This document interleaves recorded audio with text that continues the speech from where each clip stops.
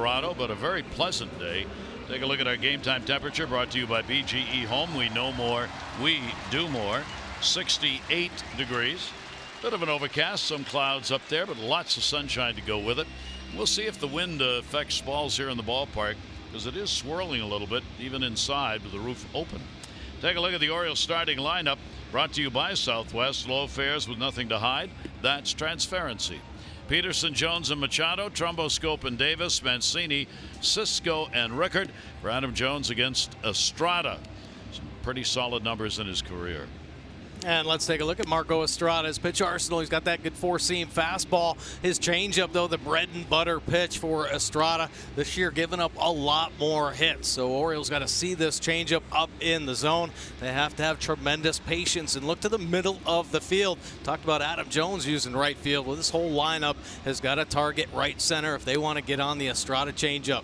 See the record, 2 wins, a 5.29 earned run average. Looks a little high, but last year he had a 5 earned run average. That's just what he does right there. 75 hits, though, this season. Way too many hits for Estrada. 64 and 2/3 innings. See the opponent batting average, 291. The righties way up to 308. And lefties at 270. He's giving up 12 home runs. That fly ball pitcher, he can get some infield pop-ups. He can give up some home runs as well.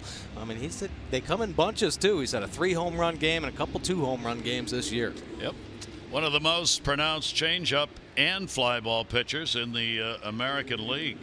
He's given up 41 extra base hits, the most in the majors, and the Orioles' Kevin Cashner is second. He's given up 38 extra base hits. Amazingly, both Estrada and Cobb, the 2 starters here, have very similar numbers on the season. Here's Jace Peterson, and we are underway. Pitch will be taken up for a ball. For Jace back in the lineup with Danny Valencia suffering with that bronchial infection that has run around the ball club, including the skipper. So he's not here even. They wanted him back at the hotel so that would not spread. So Peterson gets the start at third base. He's gone 1 for 7 lifetime against the 34-year-old right-hander. In at third base, Urshela trying to take away the bunt. Breaking ball, that one's going to skip. Estrada against the Orioles is 0-1 this season already. 3rd game out. He gave up 4 runs, 6 hits, 4 innings. It was his first loss to Baltimore since May of 2015. Because his overall record is 7-2. Wow, and there it is, right there. How about that? 75 miles an hour. He can really pull the string on this changeup. That fastball is working in the high 80s, low 90s. But here, 75 mile an hour changeup. So he can take between 10 and 15 miles an hour off that pitch. And that one is going to be looped foul way out in front. A protect me swing on that one. And the changeup he throws as often as anyone in baseball. 43% of the pitches that he has thrown this season, the strikeouts have come on that changeup. So you got to be ready for it. And sometimes that's all you can do with it. Nice catch made down the line. Yeah, so you see how out in front he is getting. Peterson right now hooking a couple balls down there. Talk about just the discipline to try to think about left center field, obviously for the lefty up there, but you just don't want to get beat on the fastball, and that's where he can expose you. Russian 89 up there, it looks good. You feel like you can get to it, but man, oh man, it plays up like about a 98 mile an hour fastball after seeing a 75 mile an hour changeup. Jace has gone 1 for 4 in this series, and he will draw the walk. It's the 18th surrendered by Estrada this year. Well, that's a nice at bat to start the ball game. Take a look at the defense behind Estrada this afternoon. Hernandez, Pilar, and Grichuk. Boy, it's an exciting outfield to watch. Diaz and Solarte turning 2 up the middle. Urshela and Morales on the corners, and Martin, veteran backstop, doing the catching today. That will bring up Adam Jones. Adam in this series has picked up 3 hits in the 13 at bats, 1 RBI. Good numbers against Estrada, 281 with a couple of home runs. Runner goes right away. Here's the throw down, a good one, but he got in. Good slide to the outside of the bag. Russell Martin, who's thrown out 26% of base stealers, made a pretty good throw, but I think the coverage, Mike, I think he was on the inside of the bag, wasn't he, when he took the throw? Yeah, a little late. Let's take a look right here. Peterson with the really good speed. Look at him keeping that foot on top of the base. You think about straddling. Well, there he does not let the ball travel. If he catches that ball back on the dirt, he's going to catch it right in front of the base, and Peterson will slide right in it. I mean, man, he reaches out, catches it, doing Peterson a favor, and the Orioles now Peterson in scoring position. 6 out of 7 in the stolen base department for Jace. Buck was talking about that this morning. He says, I just don't have enough players with the abilities needed to do hit and run, steal bases. But when I get an opportunity, we've got to try it to get this going. Well, Jace Peterson is one of those guys you can do that with. Oh, boy. He made an impact first couple days he was with the team. Just running rampant, stealing bases. That's the kind of stuff you like to energize an offense. So Adam with an RBI chance here. Estrada's delivery over the top. This is where the Orioles have just struggled mightily. They have had 1 hit in 21 chances in this series with a runner in scoring position. And the average has dropped way down now as a team to 225. They are 13th in the league with runners in scoring position. So they really need to start picking that up. You don't get those hits, obviously you leave guys in scoring position, and that costs you ball games. Adam will reach out and foul it off. We were talking about that the other day, and I was looking at it again. I'm always, just as a baseball fan, I'm looking for the numbers. Where are the numbers that align with the standings? Is it on base percentage? Is it home runs? Is it air? What is it? And one of the few I've found here recently is this runner in scoring position thing. If you take the top 4 or 5 teams, 6 teams, with the best average in baseball, runners in scoring position, they're either division leaders or second in the division. Yeah. 1-2 delivery on the way, and Adam will fight it off. A couple things to that point.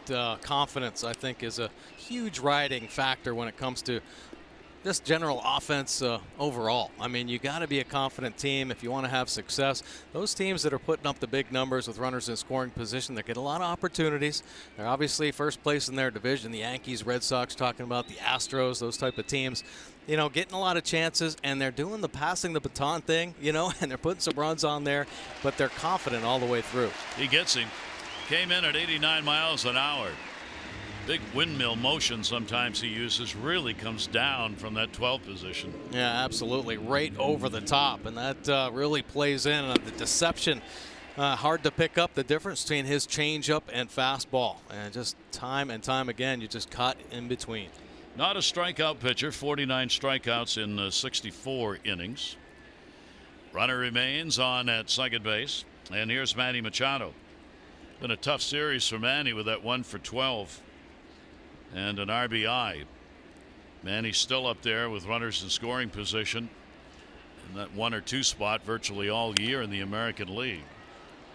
Right now, coming into this Sunday play, Gurriel of Houston's hitting .442 with runners in scoring position, and Manny's at .396. Yeah, and the way things are going for the Orioles, if Manny isn't hitting, boy, they're just not putting runs on the board. Manny is a big part of their offense. We were talking the other day about 25% of the runs driven in by Manny Machado.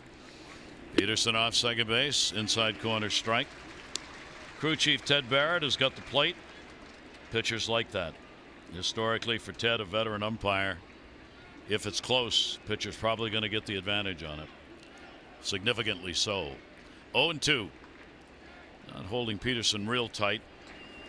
That ball will be popped up, and Russell Martin takes a look to catcher, but it's out of play. Man, just so hard to discipline yourself to let that ball travel. You almost have to have it in the back of your mind. Try to hit Wayne Kirby over there in the first base coach's box just to make sure you can kind of drag that barrel through the zone. Give yourself a chance on this Estrada changeup. Throwing it extra slow here this afternoon. Jace Peterson taking a look around. Solarte, the second baseman, holding him a bit. 0-2 delivery to Manny, again over the top, breaking ball away. Manny on the year 5 for 23 against Toronto. He's had a home run, 1 against them, and a couple of RBIs. Good numbers, a little lower though than what he's done in his career with the .275 lifetime average.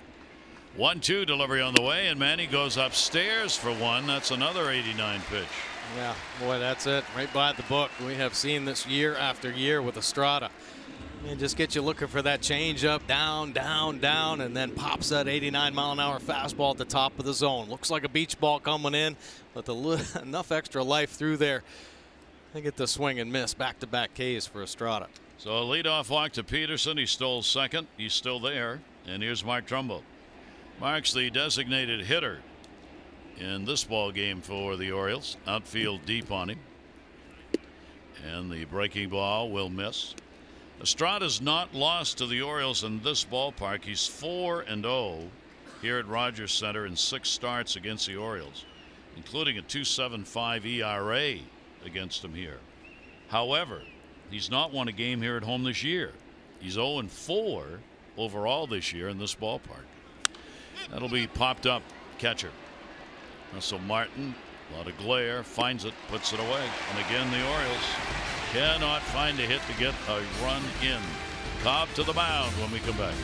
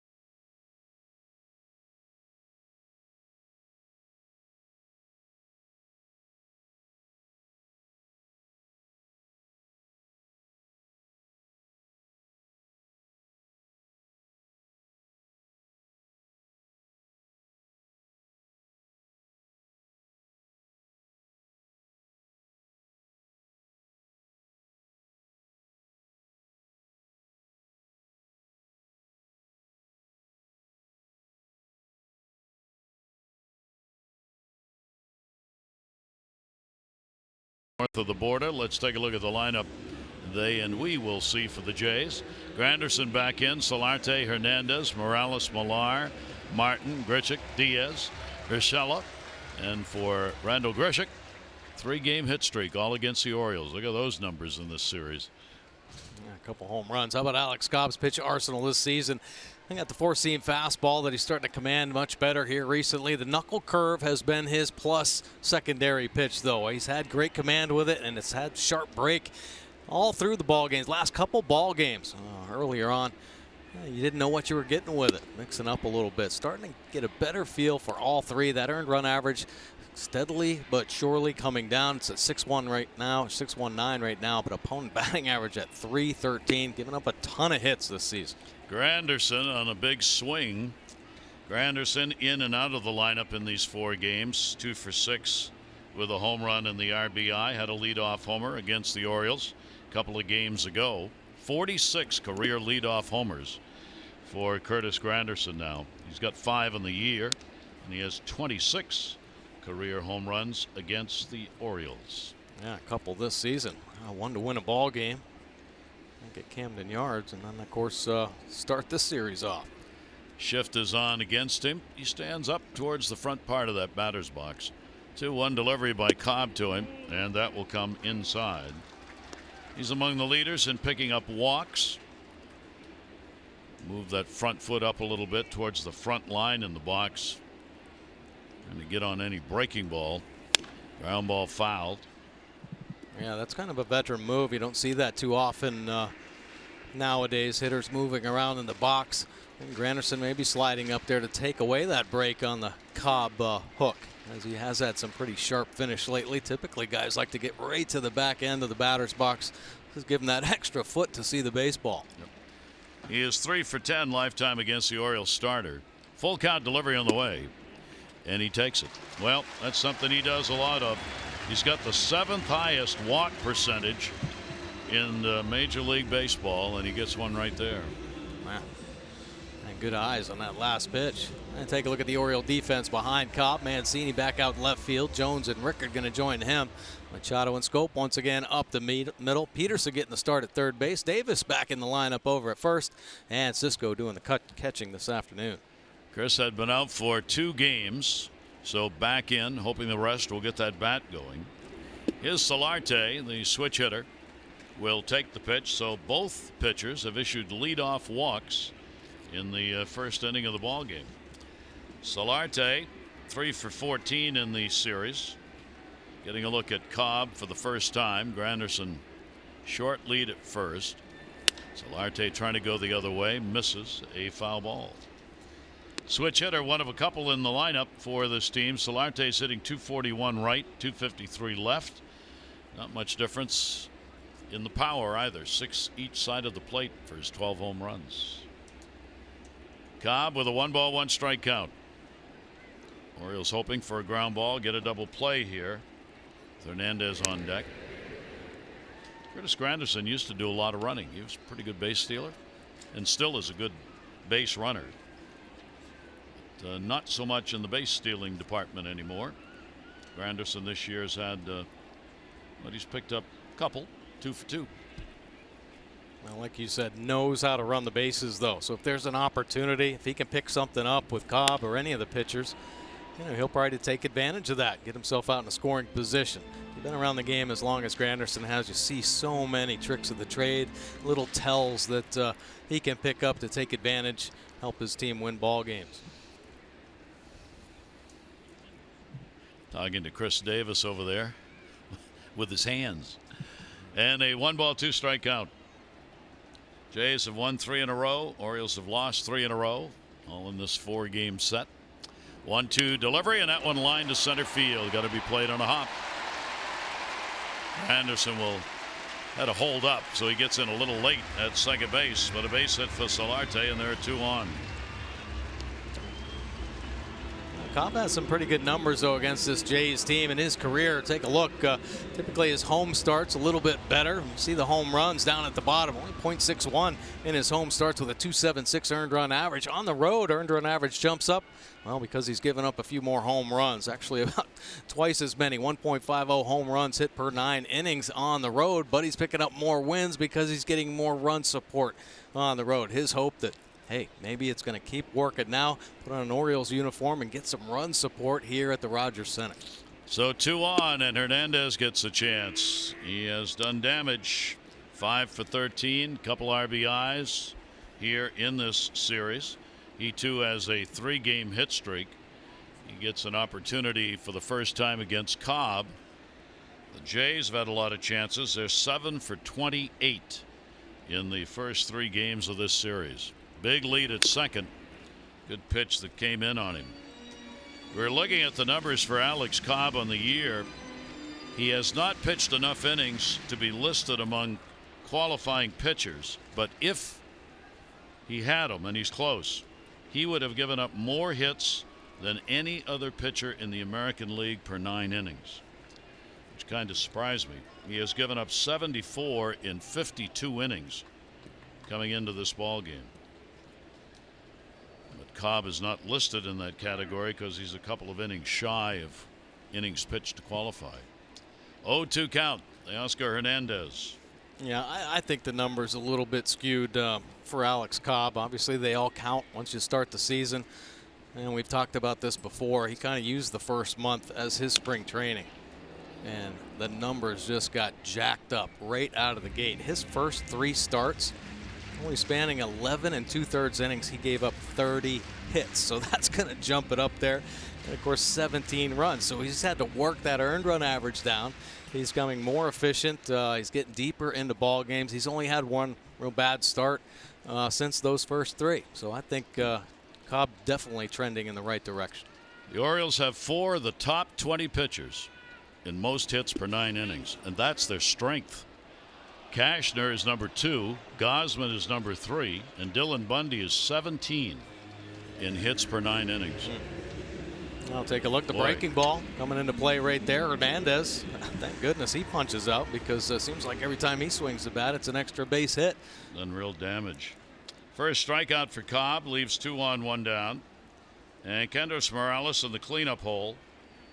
4 for 18 lifetime against Cobb. He's had a pretty good series, as you see by the numbers. Runners off first and second again. Ball in the air to center field. Adam Jones going back, has a line. He's got it. And Granderson's all the way to third. Well, there's another one of those. We've seen so many things on the base paths all year that's continued in this series. If the ball's over Adams' head, Granderson scores. If the ball gets caught, he tags up and goes to third. He does the other thing. He goes all the way to third base, and the ball gets caught. He's got to go back to second. Right. Yeah, a tougher read right there. Obviously, a deep fly ball to center field. Boy, it would have been no good if that ball did get over his head and he's standing at second base tagging. It's just one of those reads. He definitely got off there too far. He could have froze a little bit earlier, stayed closer to second base, and then he could have tagged up and gone to third base. So runners on at first and second, 2 down, and Cobb's got a chance to get out of this. Kevin Pillar's got a 3-game hit streak. He has gone 5 for 11 here in this series. 3 RBIs against the Orioles this year. Cobb gets it in there for his strike. Pillar 3 for 9 off Cobb. Pillar having a solid series as well. I see the 5 hits right there, a home run. He's played a sensational defense out there in center field. 2 on with nobody out. Cobb's got a chance to get out of the inning. That'll be a foul ball down the line. Pillar against the Orioles this year, as good a numbers as anybody on the team. He's 9 for 22 with a home run and 3 RBIs this season against the Orioles. 7 career home runs, 26 RBIs against the O's, the most he has against any team in his career. 0-2 count. Ground ball to third. That also will be foul. He had a chop down on the Cobb delivery, and the count will stay at 2 strikes. Yeah, protected with the 2 strikes there. That breaking ball just never dropped down into the zone. And thank goodness, too. Stayed up a little too high. Give Pillar the best look at it. Actually dropped down into the middle of the plate. Oh, I know that last start, boy, everything was finishing down in that lower third. Cobb has had 33 strikeouts in the 53 innings that he has worked. Runners off first and second still. 0-2's right there. He got him. Great job by Alex Cobb to work his way out of the inning. The first 2 Jays on, and that's where they stayed. After 1, no score.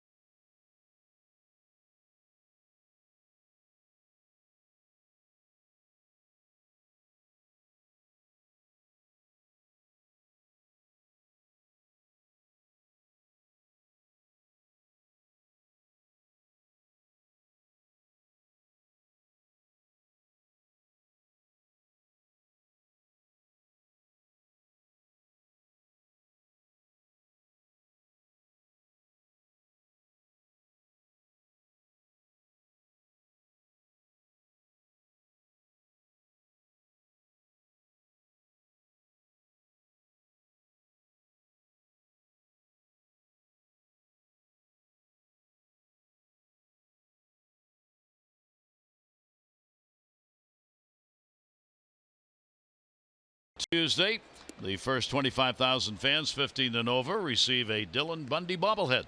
You can go to Orioles.com for tickets. Orioles returning home after this one. It'll be Dylan Bundy against Stephen Wright, the knuckleballer, to open it up tomorrow night at Camden Yards. 6:30 O's Extra, 7 o'clock for the game on Masson. David Hess, Eduardo Rodriguez, the left-hander, game 2. Andrew Kashner and Chris Sale, the left-hander, day game Wednesday. And the pitch will be in there for a strike. So both teams opportunities in the first inning. Could not convert on. Jonathan Scopo for his last 16 stands in. That has knocked the average down for Jonathan to 219. And Estrada comes up a little bit with it, 0-2. Yeah, Jonathan, one of the hitters in the lineup with not a lot of confidence going right now. And unfortunately, the body kind of shows that. Yeah, slumping shoulders at times, kind of quiet out there on defense. And another strikeout. That'll be the third. Boy, he's falling all over himself trying to get to that changeup. 76 miles an hour down at the bottom of the zone and just cannot wait. Everything going forward to try to get a piece of that one. One away here in the second inning. Shift being put in place. And Chris Davis stands in, having missed the last couple of ball games. And Chris will take the pitch for a strike. Trying to get the power bat going. He's had only 4 at-bats in the series in 1 game. Gone 0 for 4. Estrada with a little hesitation will bounce that one around the plate. 6 for 32 for Chris off Estrada. 3 of the 6 hits have been home runs.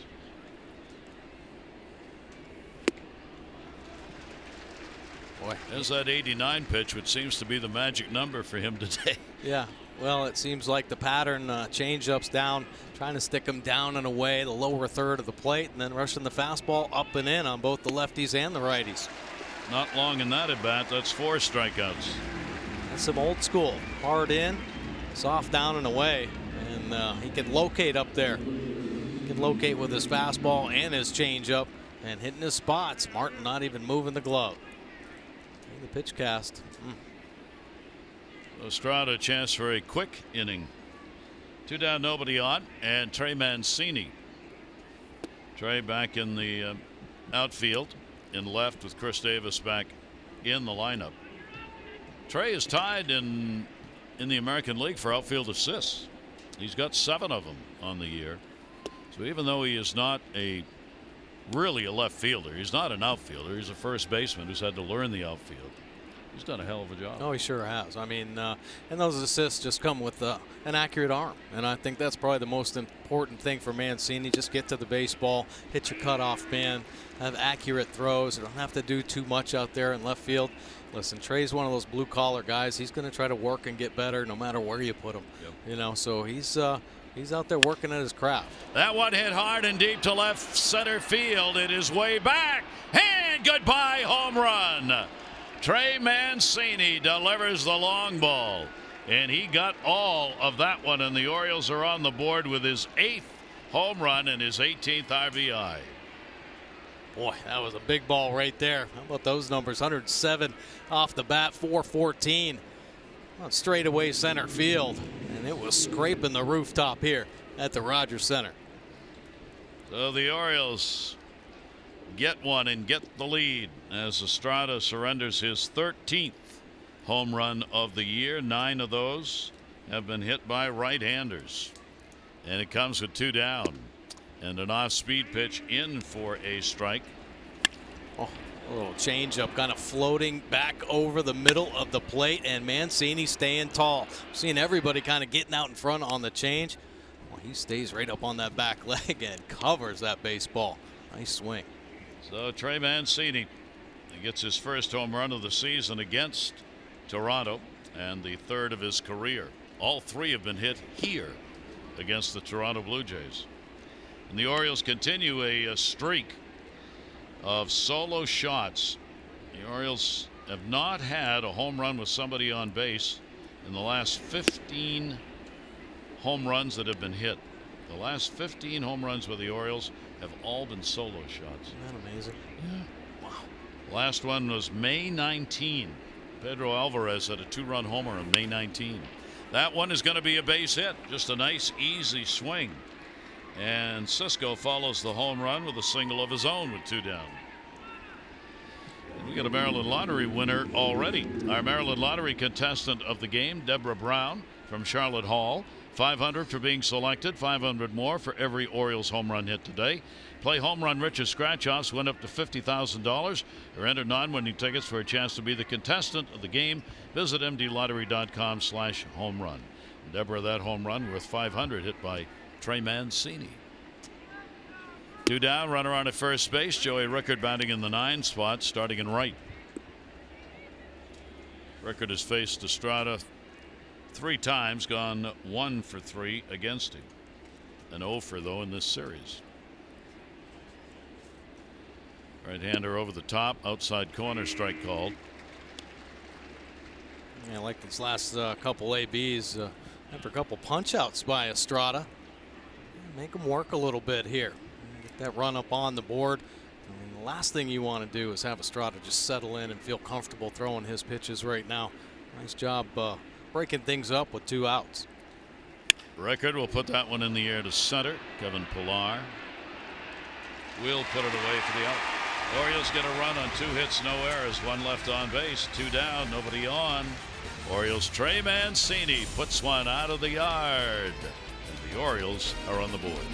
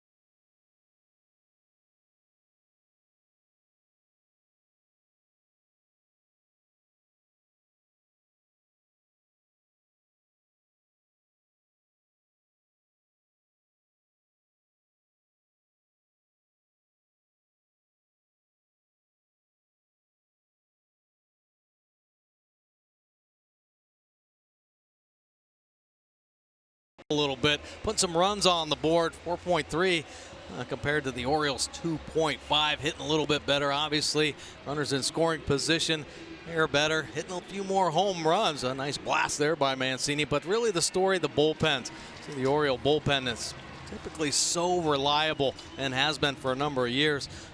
To having some struggles here. I think Zach Britton being gone, Darren O'Day being out of here so long. Guys are just getting a little bit exposed. Givens has had a couple tough outings against this Blue Jays team.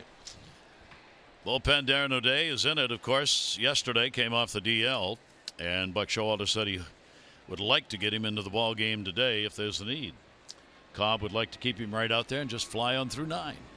1-0 lead for the Orioles. Russell Martin has had a home run in this series. Martin will foul that one back.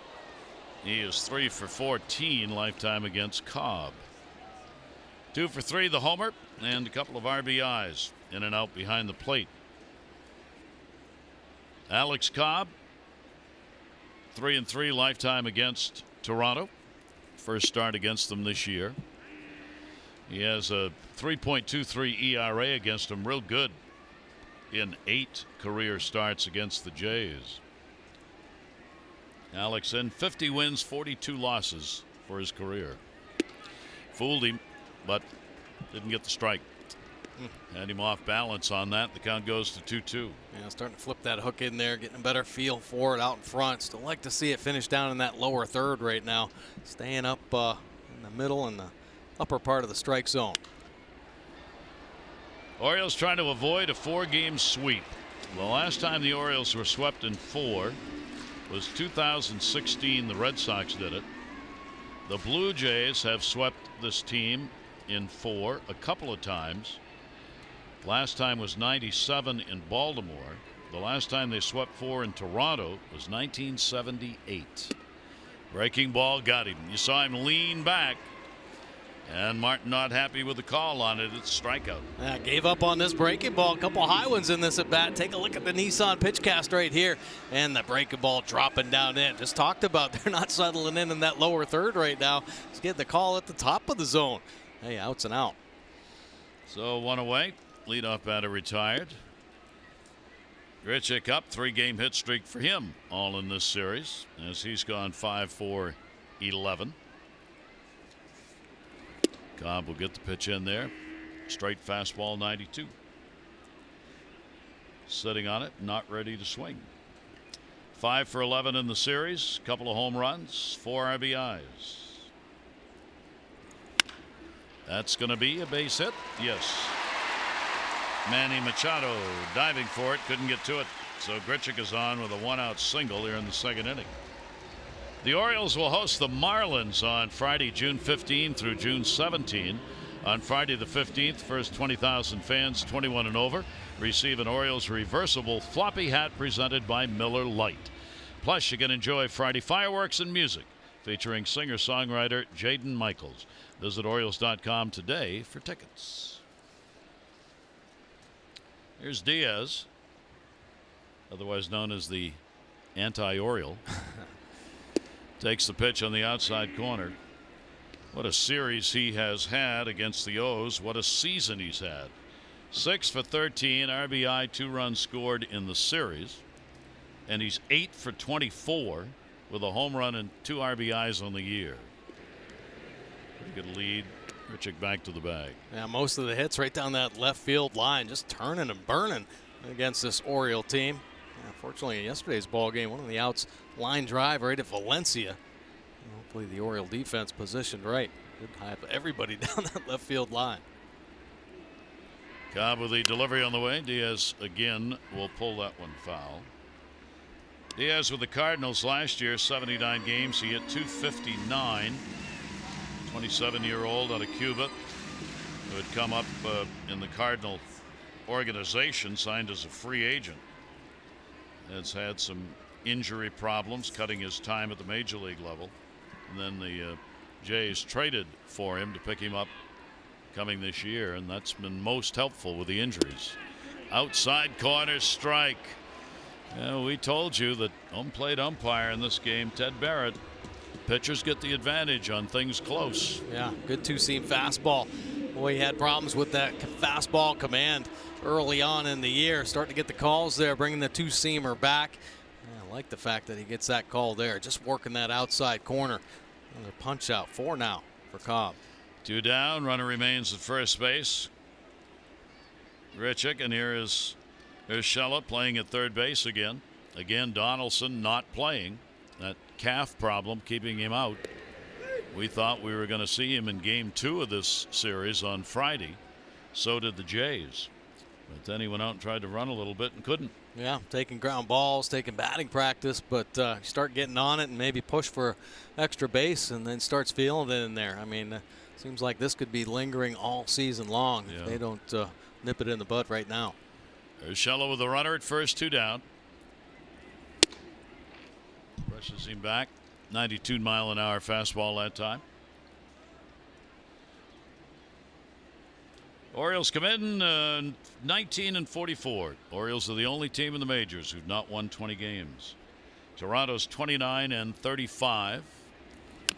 Chopper. Fair, it's a hit. It's a hit. He's going to go right into the bag. Peterson let it go. It had no play, so an infield single. Now, Urshela, he'll take that. Anybody will take these kind of hits right here. You see how far back Peterson is playing. A little chopper there off the mound. He's kind of dying on this dirt here at the Rogers Center. Peterson wisely picking that one up. He was thinking about letting it go, but man, if that doesn't hit the base, it might end up going down that left field line. Yeah. So runners on at first and second base. And here's Granderson. Granderson drew a walk his first time up. There are 2 down. The shift will be on against him. Granderson will take the pitch on the inside corner for a strike. He tried to shoot that ball into left field last time up, and in the series has tried to do that with the Orioles putting the shift on. So they put Manny Machado over towards third base. Ball put up in the air, or Peterson rather. Left field, diving, can't get it, and it gets by. It'll go into foul territory. Grichuk scores. Ursula goes down to second base. Ball game is tied on a Granderson dying quail. Wow. Boy, just finding some outfield grass right there. Mancini playing a little bit deeper. Nice effort right there by Boom Boom. Take a look, a little flare. Peterson giving chase right now. You see where Mancini is way the heck out there in that gap. Yeah, Peterson just kind of stopping right there. Should have kept going. Make sure that ball is contained. I don't know if he would have had a shot at keeping that run from scoring, but Mancini giving it all he can. Another one just off the end of the glove. A couple chances like that here in this series. Boy, lucky he wasn't injured. He had that glove turned the other way, where you sometimes land on your wrist. Ursula goes to second. Granderson first. Ball in the air. Mancini will get this one lined up off Solarte's bat, and that will retire the side. But a run picked up, 3 hits, 2 left on. Ball game tied.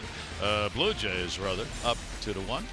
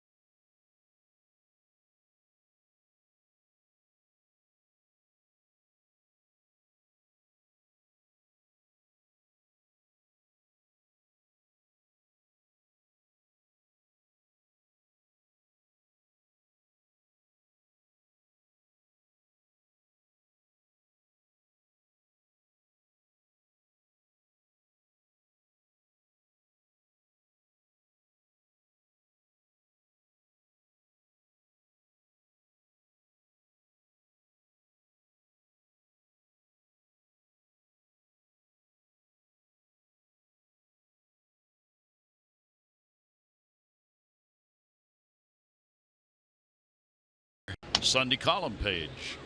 This one coming from Joe Tashler with the Milwaukee Journey Sentinel. MLB has purchased an ownership in the company that makes Major League Baseballs. Rawlings, great sporting good company, sold to a private equity firm. See the price. MLB is a co-investor.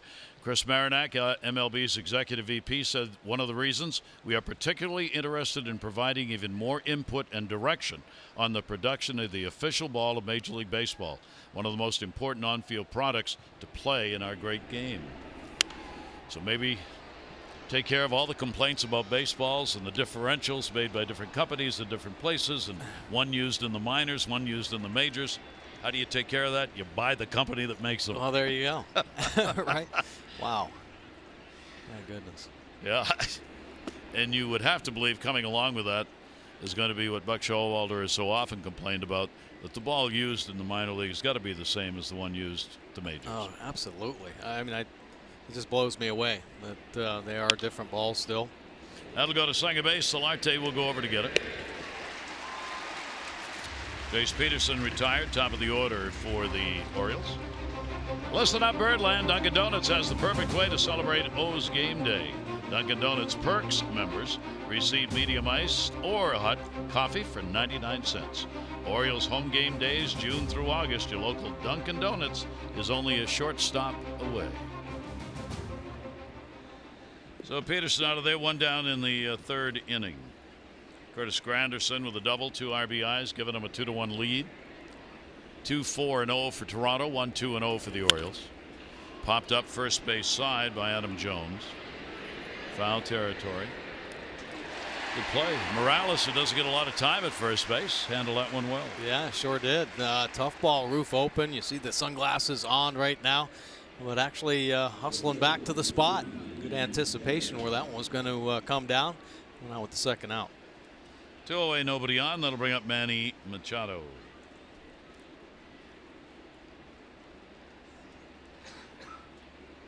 Infield resets behind Estrada. Manny, a strikeout victim, his first time up. 2 down, nobody on.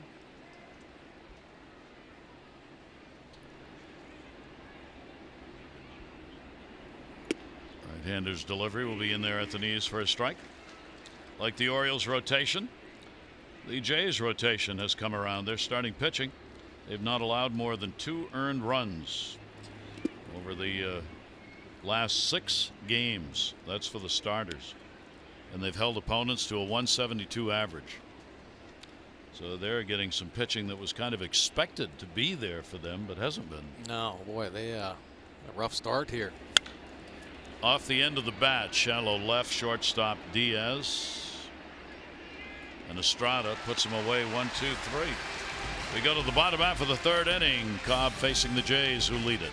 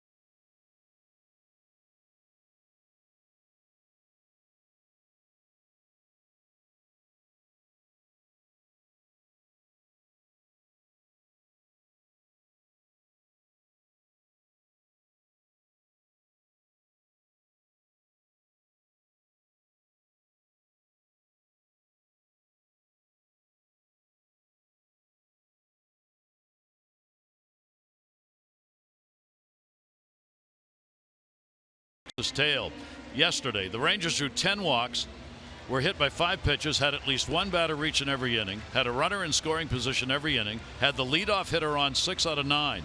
They went 1 for 17 with runners in scoring position, left 17 on base, and they lost. Houston beat them 4-3. And for Houston, how about their starter, Charlie Morton?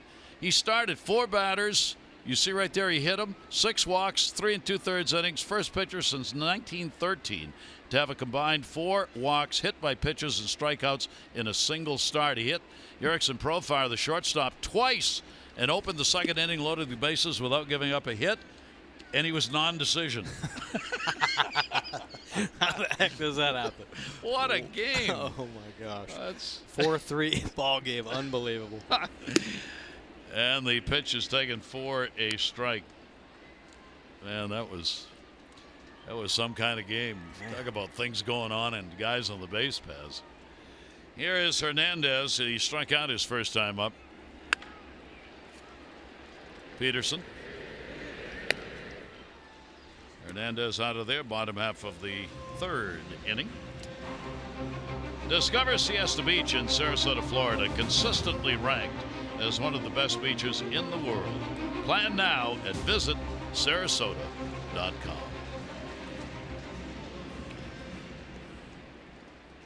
Morales flied out to center field his first time up, 4 for 13 in the series now.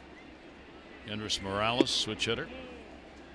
Takes the pitch from Cobb at pitch number 39. 1-0 count. I like that ground ball he got on the first out. Breaking ball finishing finally down in the bottom of the zone. A few up here to start this ball game. Morales looked like he was taking all the way on that. Make him throw a strike. Goes to 1-1. 191 right-handed, 213 left. Been a tough start for him. 206 overall to start this ball game. Power side, left side, where he is now. 3 of the 4 home runs. And that one is going to miss down low. 2 ball, 1 strike count. Alex Cobb, 30 years old. This is game start number 11 on the year for him.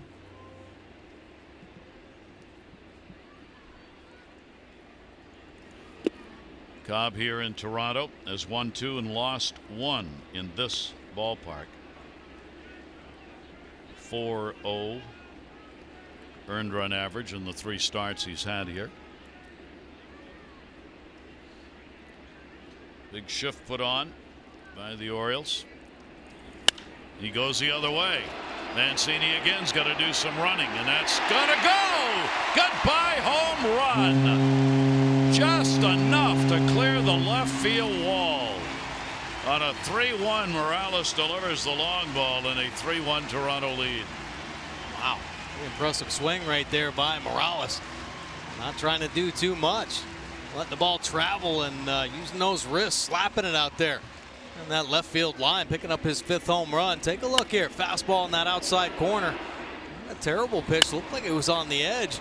Morales just reaching out, touching that one. Just getting over that left field wall. 10th home run surrendered by Cobb. 5 by each side. So the Toronto Blue Jays extend their lead to 3-1. Kevin Pillar, strikeout victim, his first time up. Chopper towards the Tony Gwynn hole. Machado, outstanding play. That may have tipped off Peterson's glove. It did. Boy, what concentration. We saw a play earlier in the series where Manny took a bad hop. Just reading it right off the lip of the turf. Nice adjustment to get the out. Well, here, very similar. Peterson, nice job trying to get to this baseball, filling up the hole, but tips off. But Manny, the good concentration, flagging it down. No hesitation. The quick transfer into the throwing hand and a strike to Davis. Beautiful play right there for the second out. Big defensive play on a 5-6-3. And there are 2 down here in the 3rd inning. And we'll bring up Russell Martin.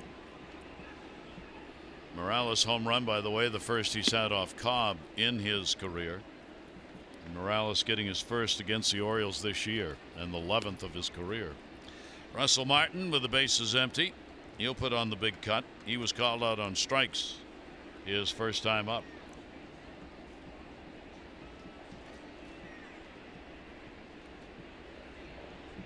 Shift on in the infield. Strike will be taken on the inside corner.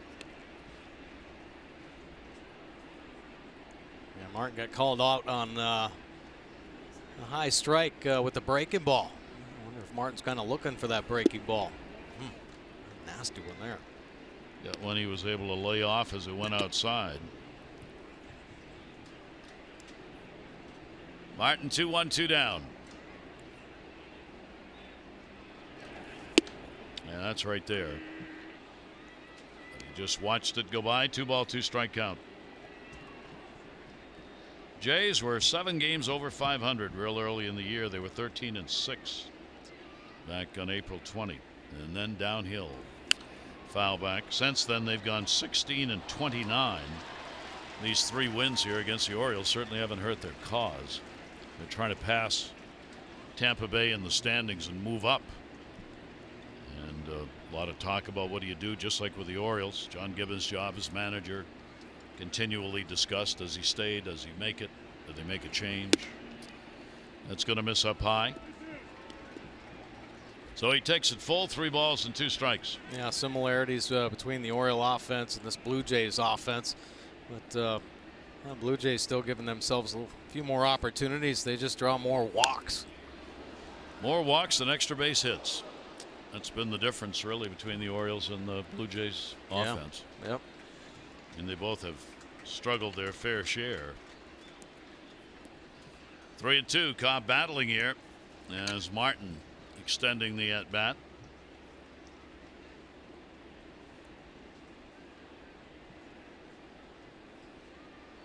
Three-two delivery again, and took it on the outside corner. That is strikeout number 5, and on both called strikes, Russell Martin's not been real pleased.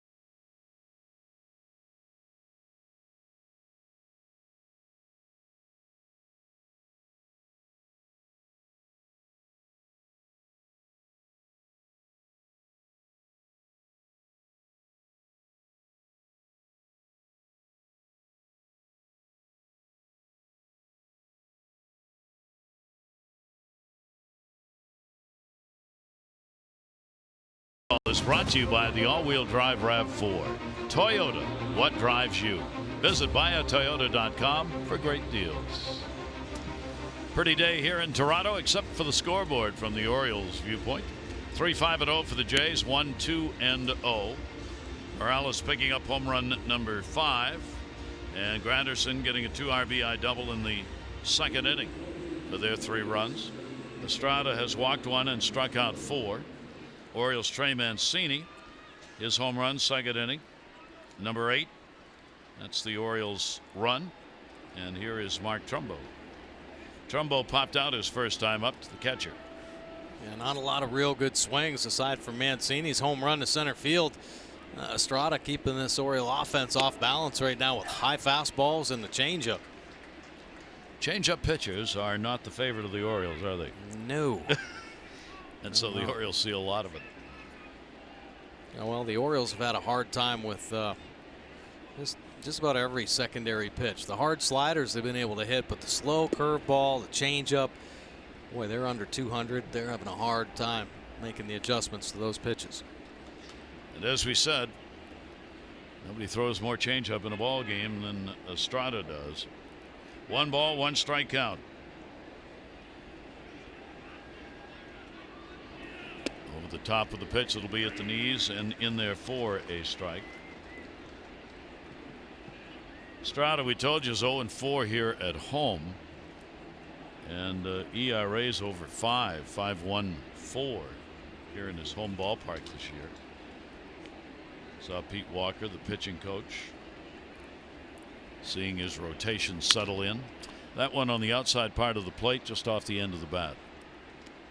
And Estrada hasn't really been supported too well here recently either. The offense kind of went on the skids for a little while with this team, and he was getting some of the lowest for about a month. And thus a 2-6 record when all that's put together for him. 1-2 delivery on the way. Just got a piece of that. It does change your eye level too. He's worked up and down. Oh yeah, well, you're seeing every hitter that's reaching for that changeup, they're taking their head, their whole upper body down to try to hit the baseball. The discipline to try to stay as tall as possible, so hard to do. That's a pitcher like Estrada. Trumbo waiting on it. 1-2 delivery, and that's not strike 3. Estrada was on his way for the whip around. Yeah, I think fooled everybody right here. The rare breaking ball, trying to drop it in there and steal a strike. Just missing the outside corner. So Trumbo evens it up at 2-2. And they'll get him on a pitch that was a ball. Strikeout number 5 for Estrada. Seen too many swings up there so far. Starting this ball game. High fastballs. This one riding up and out of the zone. We got Jonathan Scope, a strikeout victim his first time up.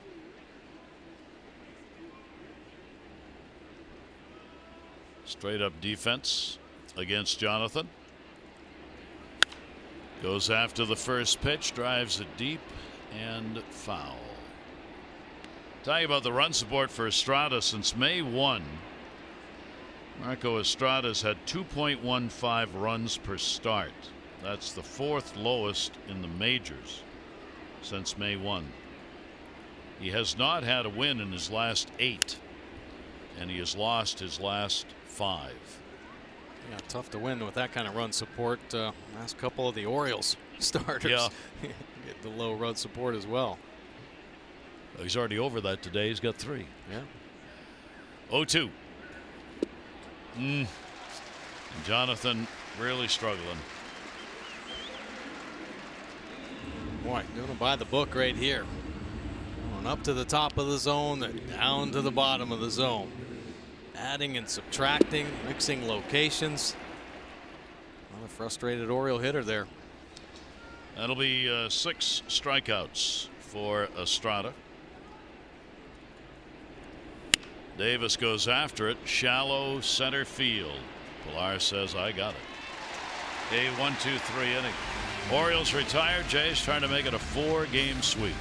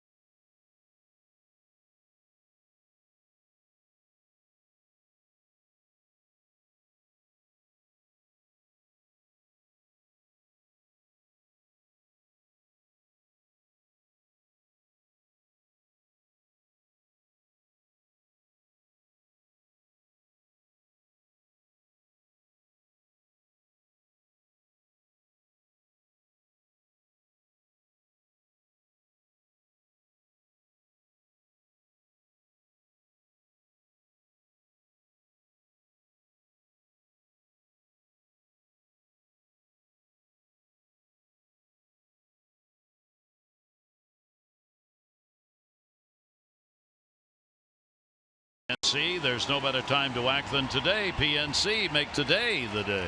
Now take a look. Familiar Oriole name here, Preston Palmeiro. This season he is mashing. 283, 9 homers, 35 RBI, leading the team in the home runs and the RBI department.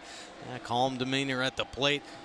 Great bloodline right there. He knows how to swing the bat, and he can use the whole field to hit. Moved to second base this year and seems to be enjoying it very well.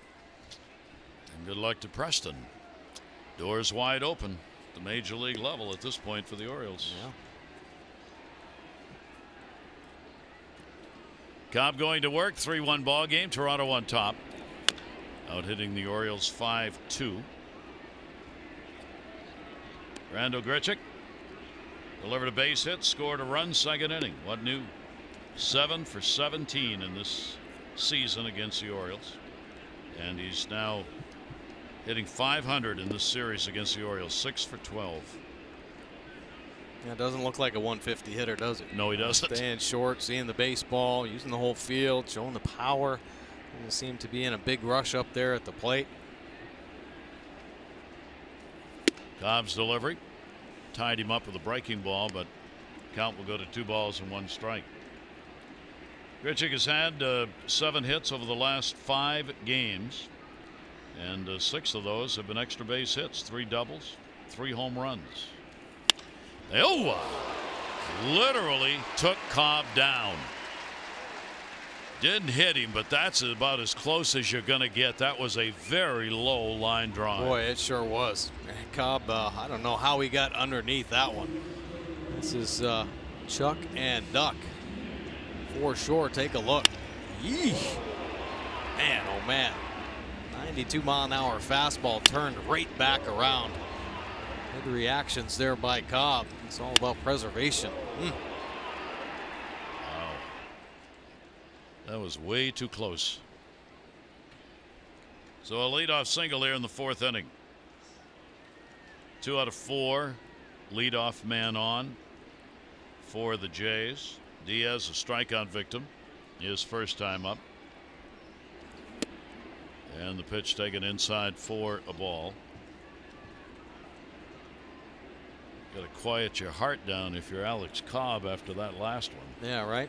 Throws at 92 and comes back at 102. Boy. 1-0 count, throw over. He had a pretty good lead over there.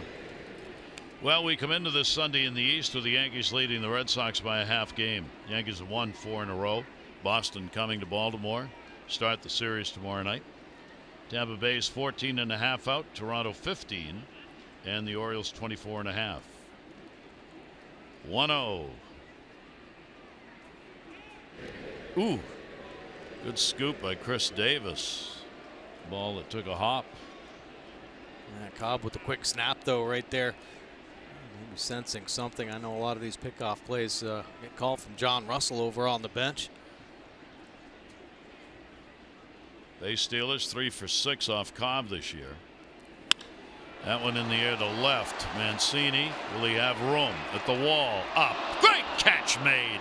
Trey Mancini timed it perfectly, got back to the wall and hauls it in, and Diaz is retired. Wow, nice play there by Trey Mancini. Diaz getting on another one down that left field line. Mancini finding the wall and timing it perfectly.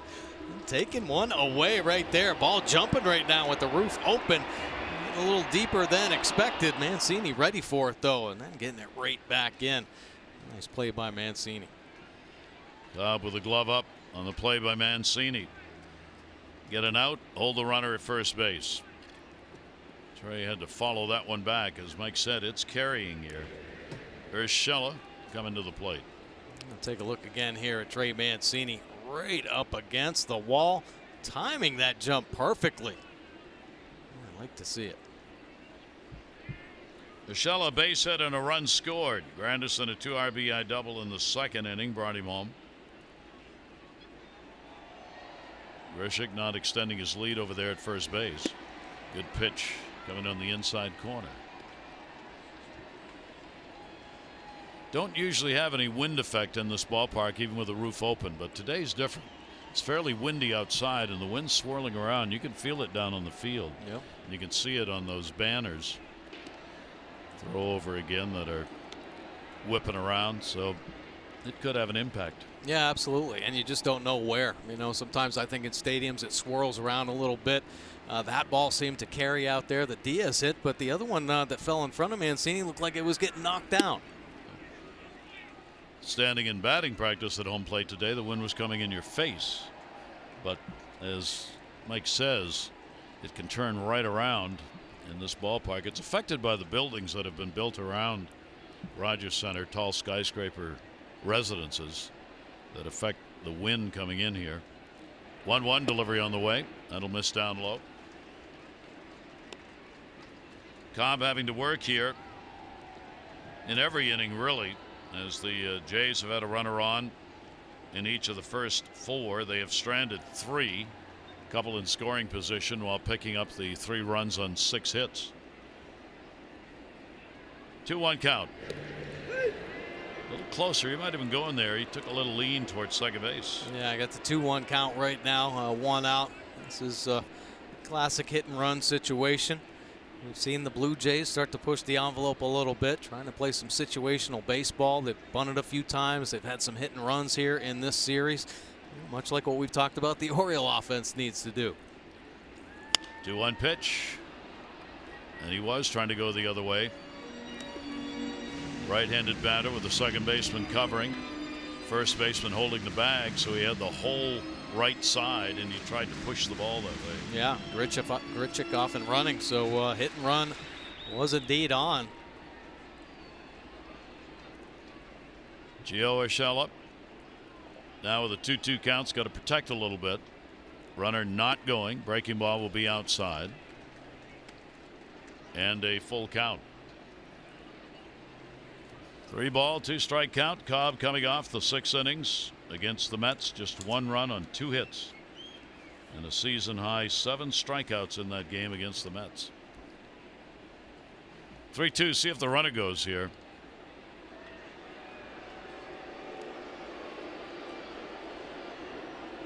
They're really paying attention to Grichuk. You got to believe he's going to be off and running on this 3-2 count, putting motion in 2-1 on the hit and run. Now, why not try it again here?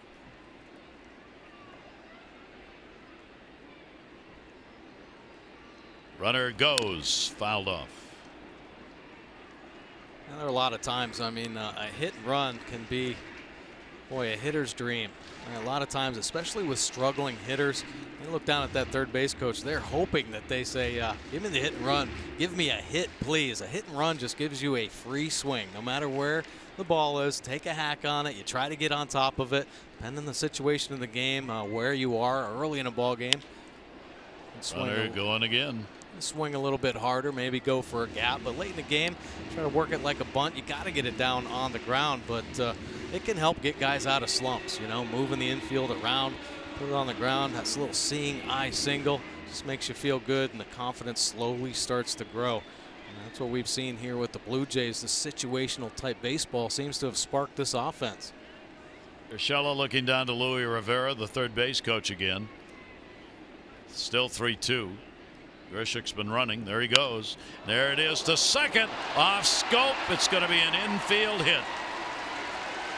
Well, it was almost perfectly positioned to the Orioles. Scope was going over to cover. The ball came right to him, but it was hit so hard. Yeah, another comebacker. Another chuck and duck. Wow. Just over the back shoulder of Cobb. Boy, a couple close calls here in this inning. Man, oh man. And that got on Jonathan Scope's ankles in a hurry. Ties them all up.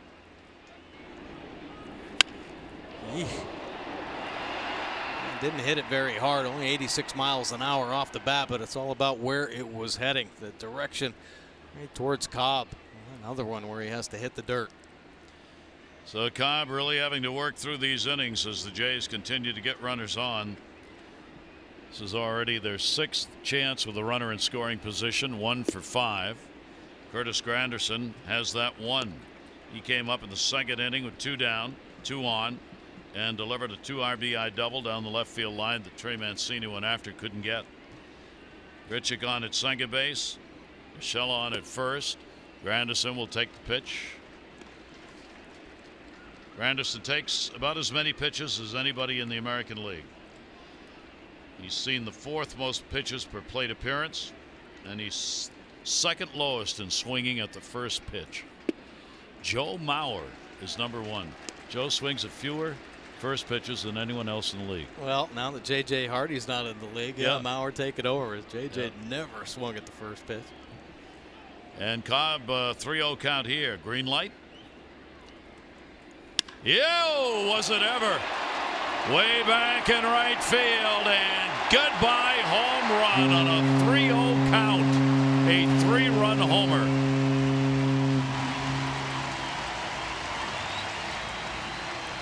Well, not the first time we've seen it in this series. Russell Martin got the 3-0 green light. Took Castro deep. Here Granderson, veteran hitter. He knows what to look for. Give the veteran the green light, and he gets his pitch. 6th home run, 3rd home run this year against the Orioles. Oh, Curtis Granderson, great damage in this series. Now looking up and out over, and he gets it. So Alex Cobb, the long ball again hurting him. Home run by Morales, solo shot, 3-run homer by Granderson, and a 6-1 lead for Toronto. Solarte, the 1-0 delivery to him, will be fouled off outside of first. Boy, just falling behind. That was the key there to Granderson. Strike one, crucial importance. Got somebody that takes all the time. Yep. You know, got to get that strike one in there and then go to work. Granderson, 6 RBIs against the Orioles this year. In this, the 7th game they have played. And he now has 3 home runs against the Orioles this season. 2 of them in this series. On the inside corner, first strike. And the Orioles fall behind 6-1. 6-8-0 for Toronto, 1-2-0 for the Orioles.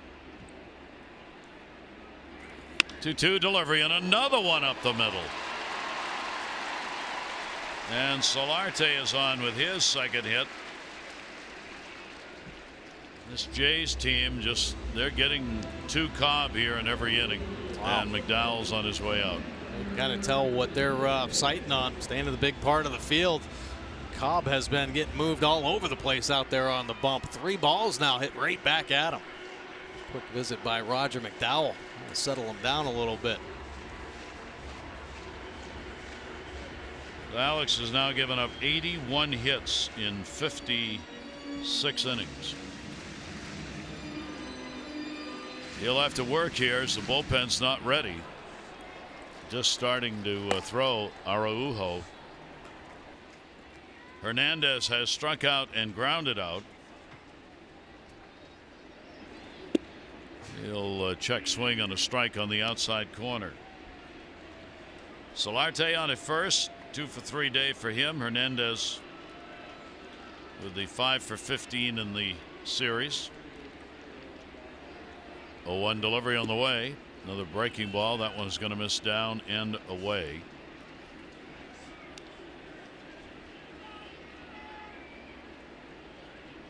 Alex has given up 10 hits in a ball game 4 times this year. Jays are 1 shy of that at the moment. In the air, left center field. They aren't anymore. Trey Mancini will play it on the hop. Runner will stop at second base. And there are 2 on, and double-digit hits again for the Jays. Experience Yoga at the Yard, presented by Kaiser Permanente, following the June 16 game against the Marlins. Purchase a ticket package, receive a ticket to the game, a post-game yoga session on the field, conducted by Baltimore's own Holistic Life Foundation, and an exclusive Orioles yoga mat. Ticket packages exclusively Orioles.com/yoga. Morales, a home run, number 5 in the 3rd, is also flied out. Bouncer stop. Good play by Cisco to hold the runners at first and second. Yeah, real nice block right there. Nasty breaking ball spiked hard down by the feet. Cisco sliding over and keeping it right there on the dirt. Jays picked up a dozen hits in the ball game yesterday, 13 game before that, and 12 in the other one. Slow roller. Scope only play is going to be at first. He'll make the flip. So Morales is retired. The runners, Solarte to third, Hernandez to second, but now there are 2 down. Boy, I was going to say this Blue Jays team showing some pretty good patience right now, waiting Cobb out, waiting for a mistake, but Morales jumping on that first changeup to top it with the second out. That will bring Pilar to the plate. Kevin Pilar denied a hit on a fine 5-6-3 out. His last time up, ball tipped at third, went to Machado, who made the strong throw. Pitch taken for a strike. Pilar now 3 for 11, lifetime off Cobb. 8th batter to hit for the Jays here in the 4th inning.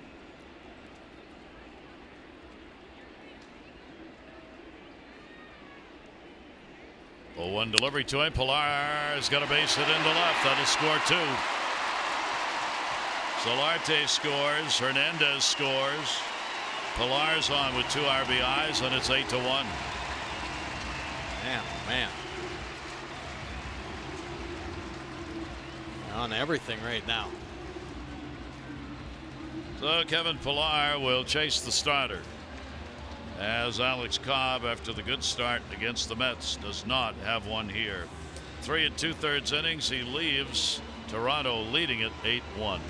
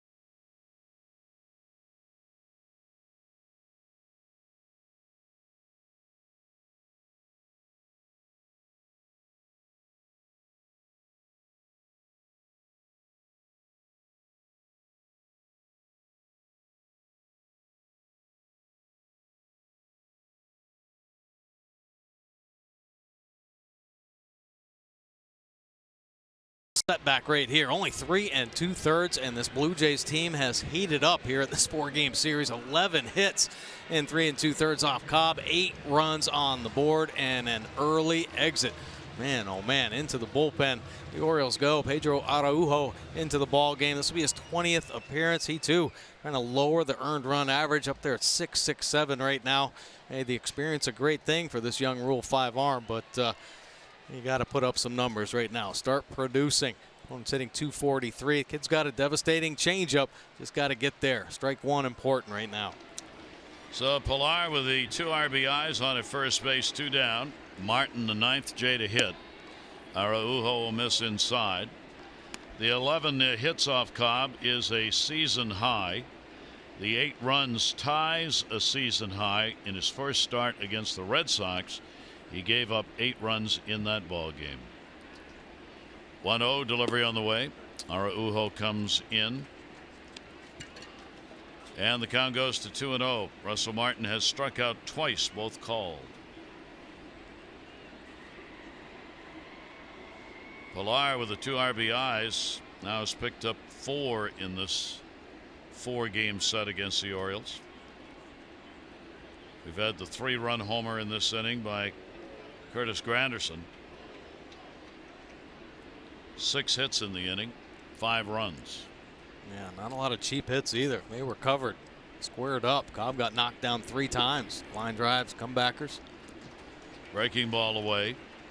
One of the problems for Araujo, who's really just been used in settings where the Orioles are all but out of it, is he's not getting much pitching time, and there's long spreads between it.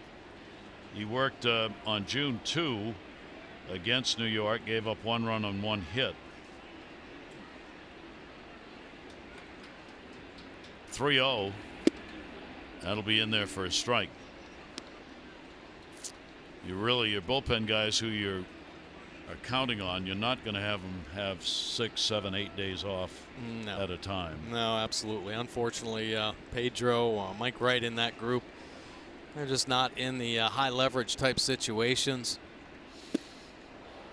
And it seems like here recently, with the quality starts that the Orioles have been getting, and no need to bring in some of the so-called mop-up guys out there. So you got to stick with your big guns and hope they come through. So these type of games are the only action that Pedro's been seeing, and Mike Wright as well.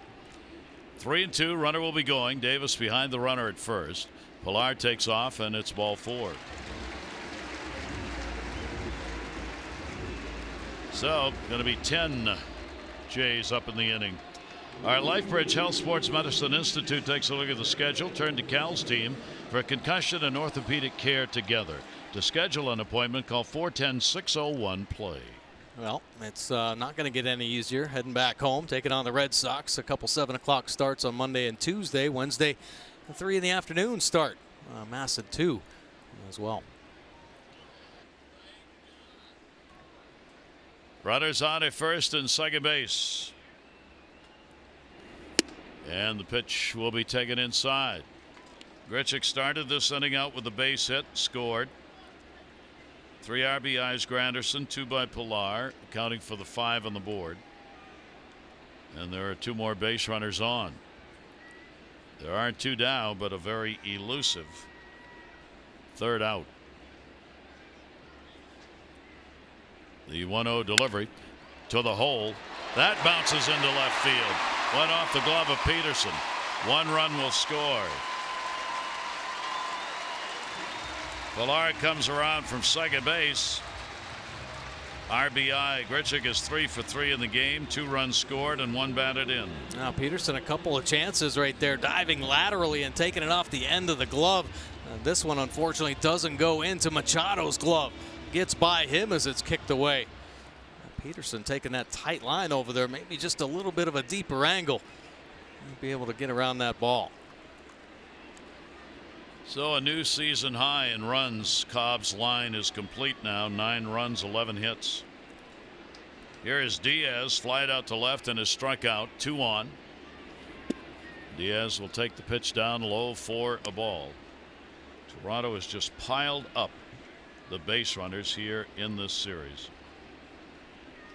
They're now 4 for 9 with runners in scoring position today. 1-0 count. Fouled off the mask. That one got Cisco. Yeah, a little whole body goes numb here. I think it caught him right up on that right shoulder. Yeah. Oh, the paralyzer. You see that drop down. Wow. Sorry to laugh right there, Chance. I know that one hurts. Count goes 1-1. Diaz. He was robbed of a hit in this inning. Trey Mancini caught that ball off the wall. Oh, yeah. He could have had a hit in the inning as well. 1-1 delivery on the way to him. And the pitch is going to miss inside. Araujo struggling with that strike zone.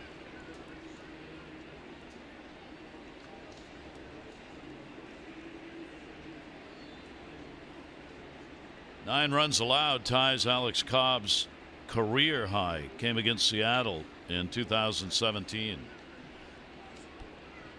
2-1 delivery on the way. Way around on that one. Ricochets up into the seats.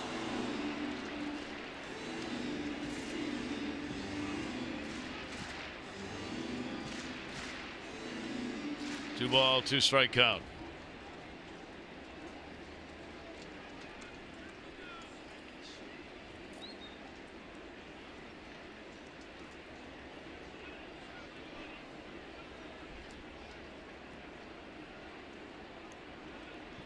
Two balls, 2 strikes, 2 down. Runners off first and second. And the count will go full 3-2. A little action now. Runners will be going. Find a way to get this third out. Boy, stop the bleeding.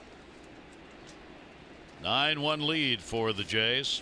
Looking for this 4-game sweep. Diaz has been a big part of the wins. And he will ask for a timeout. Diaz hitting .250 with runners in scoring position. The team is 8th in the American League in that department at .255 team average. 3-2 runners go. And he got him. So a strikeout. Araujo gets him, but a very big inning. 6 runs cross. And it's 9-1 Toronto.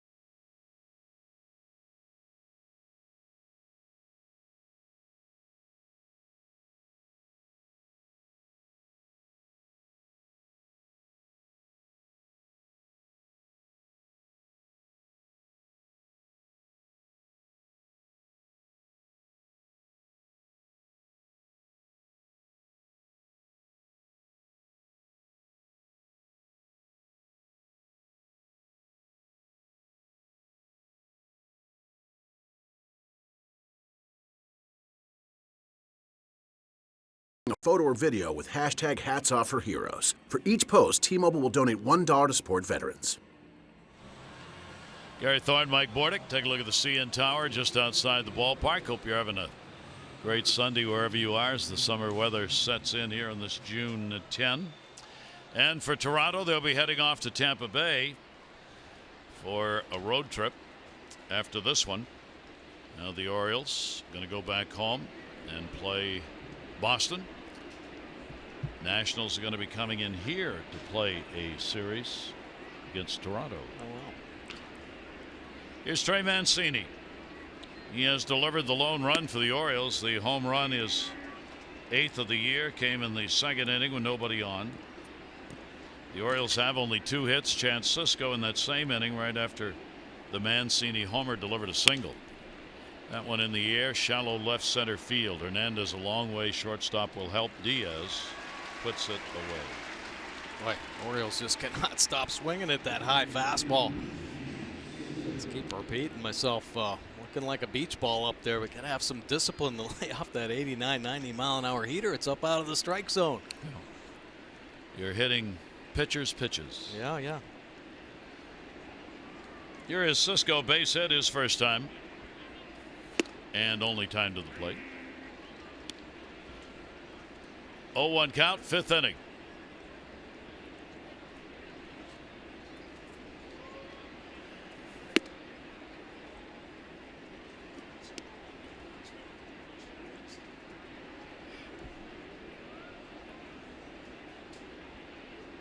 One ball, one strike delivery. Estrada going after just his 3rd win.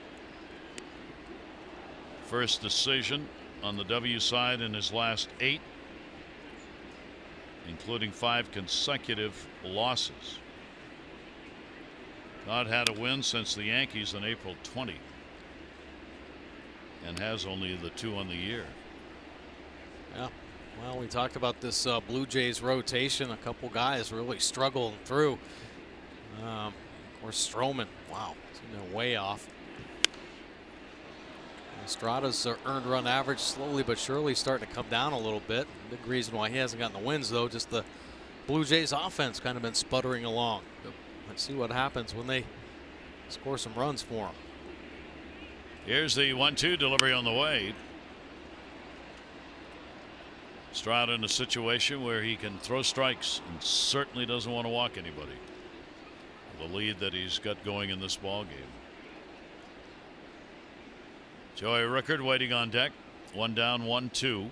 Outfield shades to left on him. And he'll be out in front of it. Pulls it foul. And again, you see the trouble the Orioles are having trying to square up a baseball. It's unbelievable. That changeup is just, you talk about Bugs Bunny, almost stops twice out there in front of home plate. And they see it and then try to react to it, thinking that they're letting it travel. And still catching it out in front. Nobody's been able to back one up and shoot it the other way. This will be the 9th pitch of this at bat to Sisco.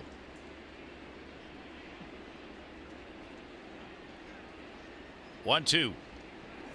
Chance will take it inside. 8 in a row have been retired by Estrada since Sisco's base hit in the 2nd inning. And he's going to make it 9 in a row. 7 strikeouts. Boy. Well, he missed with the up and in cut fastball. Takes one right back up there. Gives him a better look. Push it away so he can see it just a hair better, and then he'll probably swing through it. That's exactly what happens. Incredible.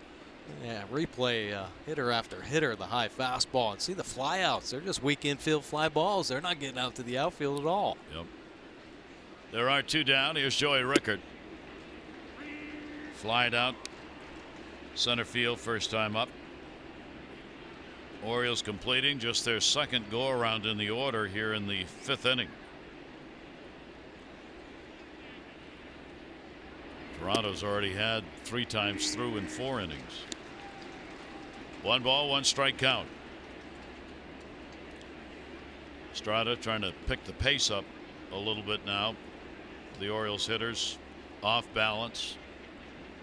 0-2 delivery and chases one way outside. That's 8 strikeouts, and it ain't pretty. 1-2-3 inning.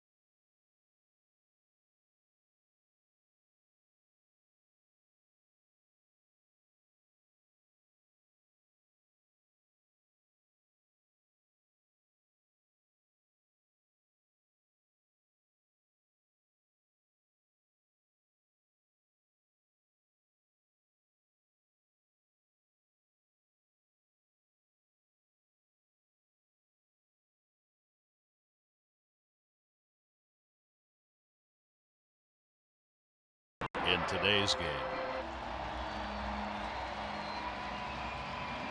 the Orioles facing a 4th consecutive loss in this ball game. It'll take a mighty rally to get back.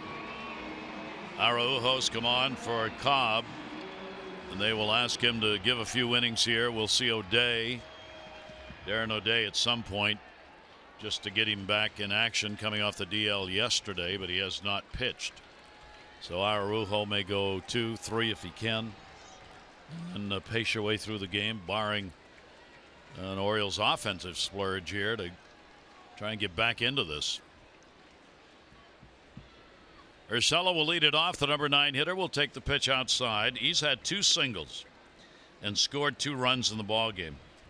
Mike's talked about this, how the bottom part of the order has helped out. Grichuk in the 7 hole has gone 3 for 3, 2 runs scored, and RBI. Pitch is going to miss inside. Count goes 2-0. Araujo working behind all of the, not all of, but the hitters he's faced so far. Yeah, having a hard time getting that strike one. So important for all these arms, especially young arm. Man, if he can get strike one and then get to that changeup, that's when you're going to see the swing and misses. This guy's starting to put it in play a little bit early, but you got to prove you can throw strikes.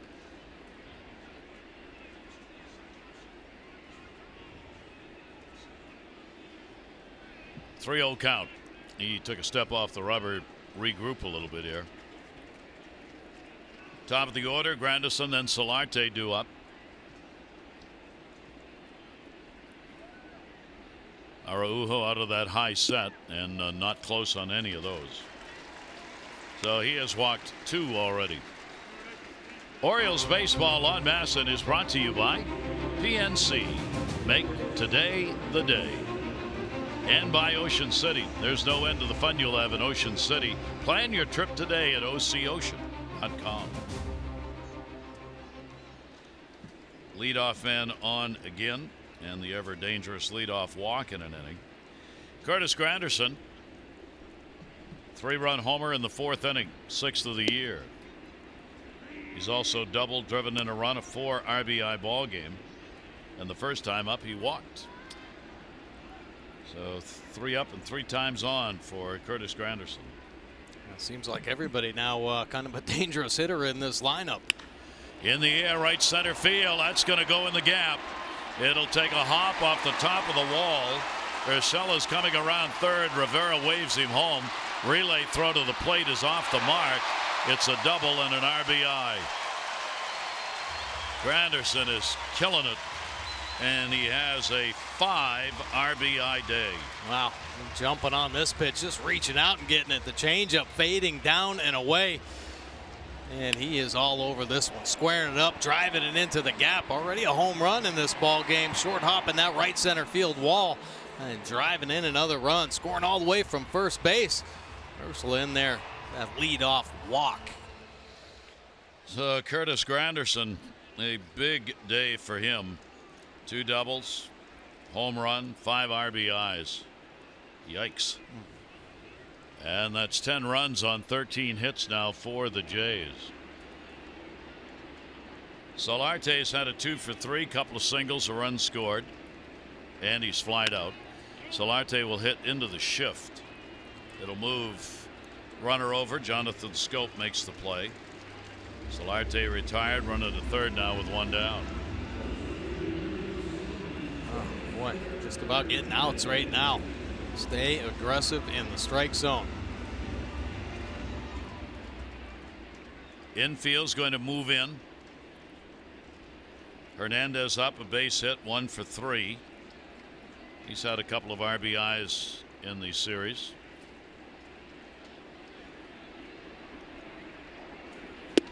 And the pitch taken for a strike. Let me correct myself on Granderson. He's got 6 RBIs. That double in the second inning was good for 2. 3 on the home run, and then 1 on the double this inning. Big day. 6 RBI day.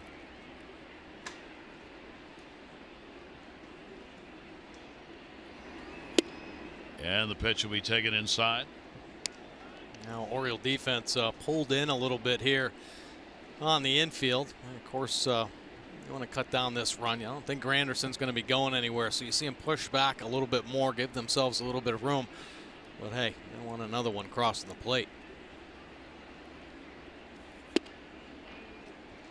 And for Granderson, by the way, that's a new career high. That's saying something when you're talking about Curtis Granderson in 14 years in the majors. Yeah.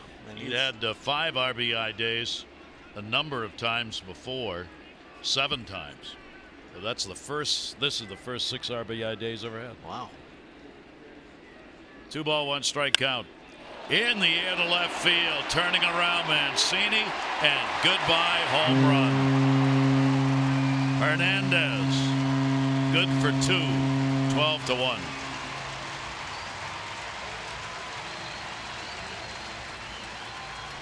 Well, they're really showing some discipline, and when they get a pitch on the plate, they are not missing. They are squaring everything up right now. Not many bloops, a lot of bullets. Take a look. Hernandez clearing out.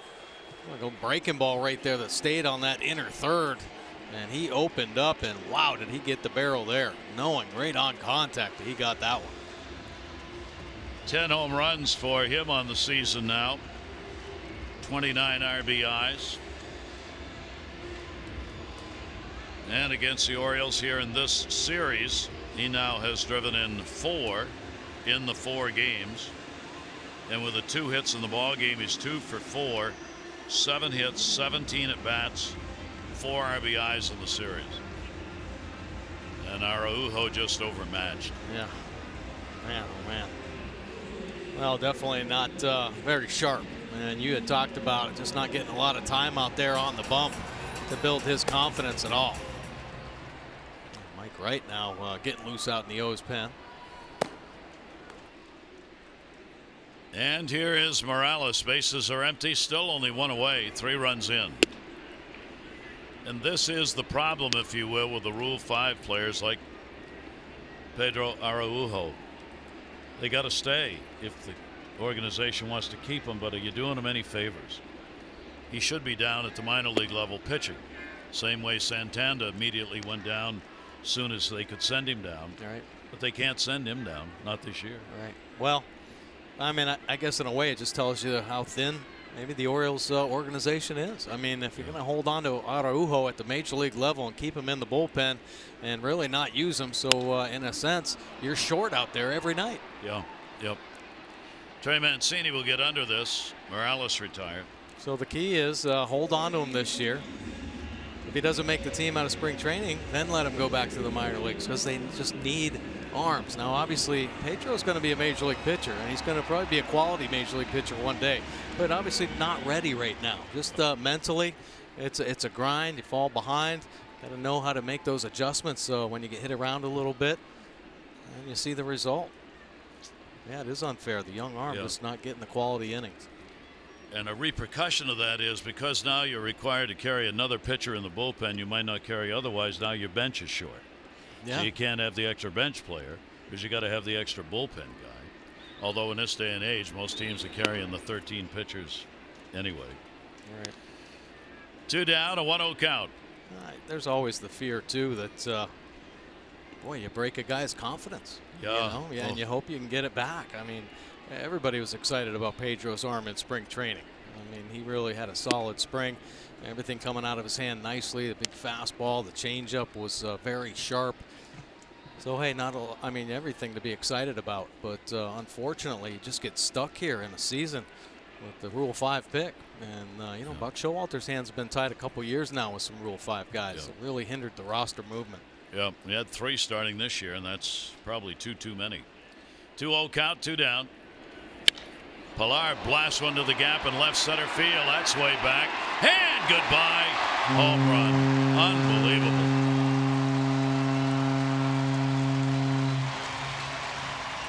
Pilar's got a 3 RBI day.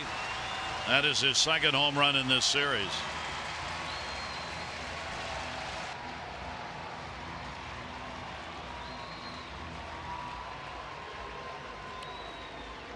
And Buck Showalter was up and out while Pilar was running the bases.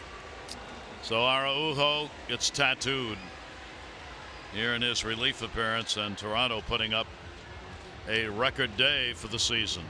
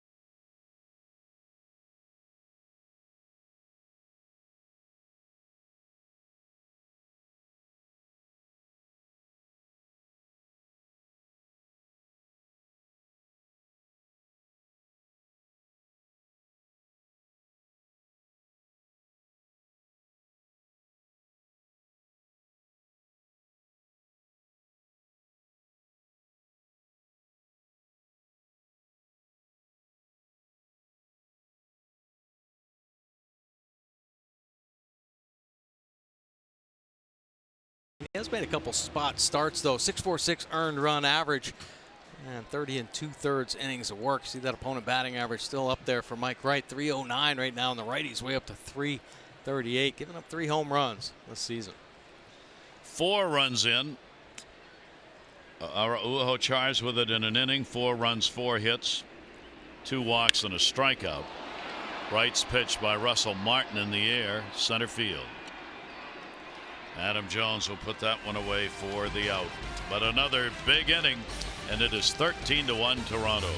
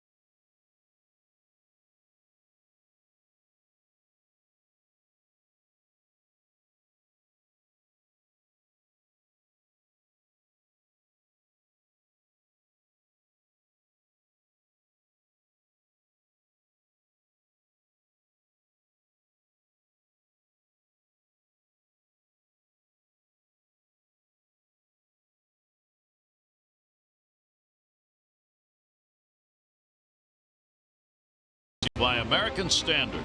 Find your local independent American Standard heating and air dealer at midatlanticcomfort.com.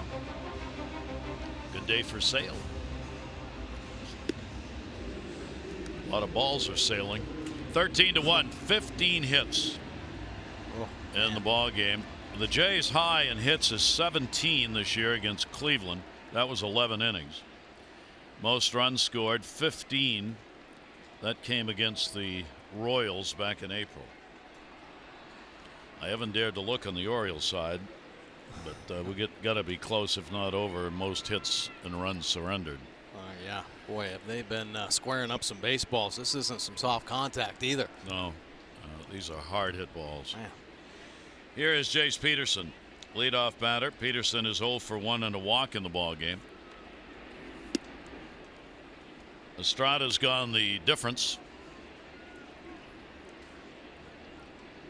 with a walk and 8 strikeouts. He's had long layoffs between innings with all this offense being put up. The Jays' innings at the plate are taking 25 plus minutes. The Orioles are taking 5. Yeah. 1-1 strike. Pretty quick 1-2-3 innings. Swing throughs on the high fastball. Weak pop-ups right now. Estrada just doing what he's done, keeping offense off balance. 1-2 delivery, soft pitch misses. He's retired 10 in a row as we start the 6th inning. Peterson now 1 for 8 off Estrada in his career. 2-2 delivery on the way. Breaking ball will miss inside. Home run by Trey Mancini. And a single by Cisco, the only hits. The only other base runner was Peterson's leadoff walk in the first. And he'll chase one away. 9 strikeouts. Boy, oh boy.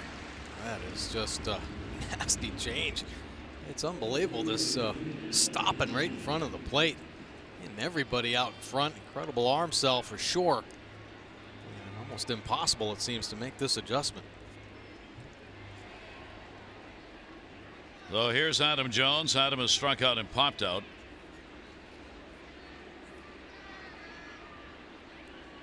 The only Orioles starter who has not struck out in the ball game is going to be Trey Mancini. Every other Oriole has at least 1 strikeout. 0-1 count on Adam. Adam's strikeout came in the first inning of the game. And Estrada will miss up high with it. Well, the strikeouts certainly a big reason why the Oriole offense not as productive. The fact that they're chasing out of the zone, that's the frustrating part of it all. Just losing that strike zone discipline. Estrada's got a new high. His previous high in strikeouts against Texas this year was 7. So he has bettered that by 2 already. His career high is 12. The last time he did that was against the Orioles last May. He's done it twice. 1 down, a 1-ball, 2-strike count.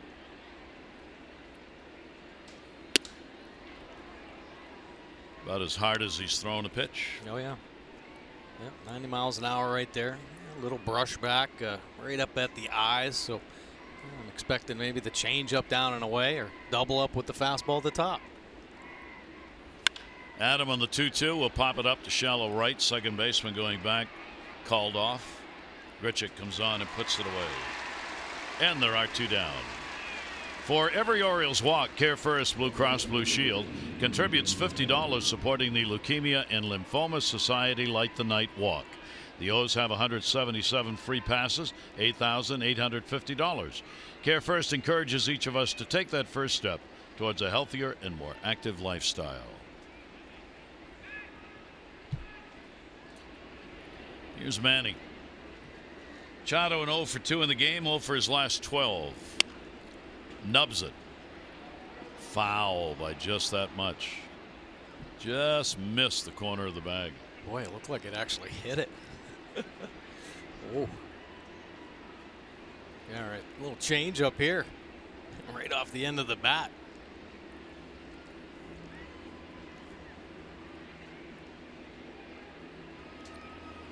0-1 count.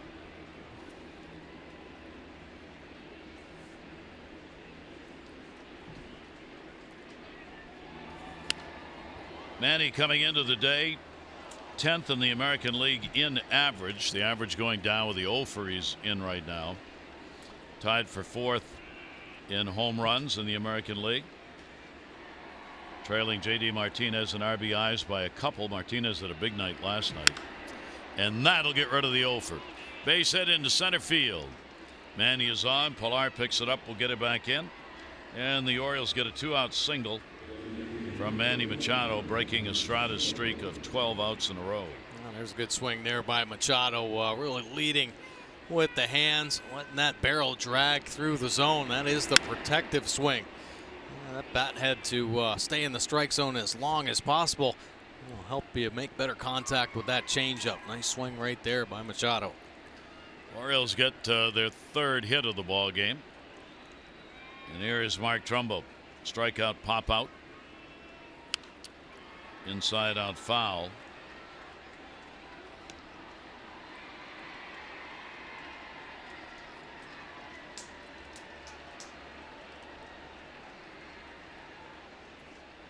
Oh, 1 count with 2 down. Orioles have left only a couple on in the ball game. 5 left on by the Jays. A lot of base runners though. 1 ball, 1 strike count from Estrada. Yeah, there was not a lot of chances here in this ball game. No. He was on base. First inning, Peterson got the 2nd on a stolen base. Nobody out, and the Orioles couldn't score him. First base side. Right on the top of the dugout. Morales over there along with Martin, the catcher. Boy, another one of those near infield pop-ups that Estrada keeps getting. Guys chasing the high fastball. And ending up on the top of the dugout though.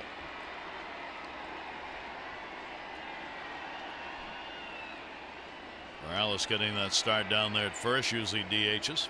1 ball, 2 strike count. Estrada waiting for Trumbo to jump back in.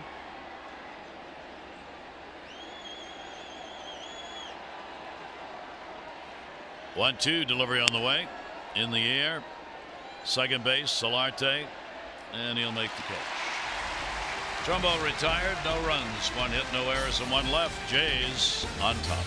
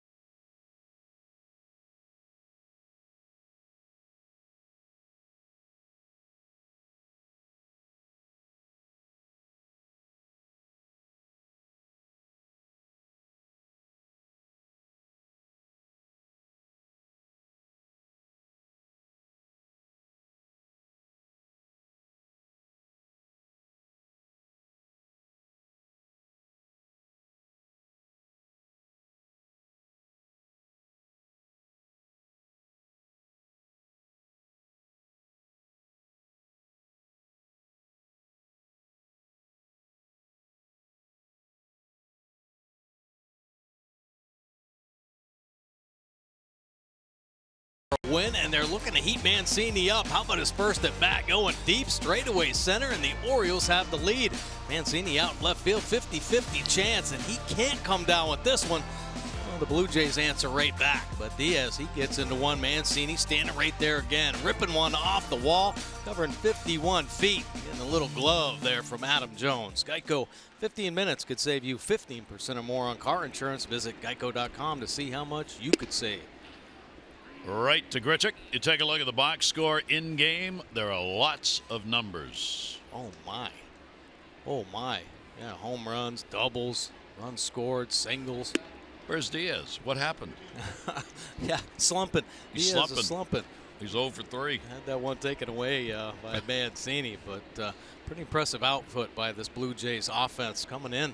Boy, were they quiet. I mean, they were scuffling big time. They couldn't get wins here at the Rogers Center. Their offense was down, but they have heated up. Some big swings, and now it just seems like 1 through 9 putting together some quality ABs.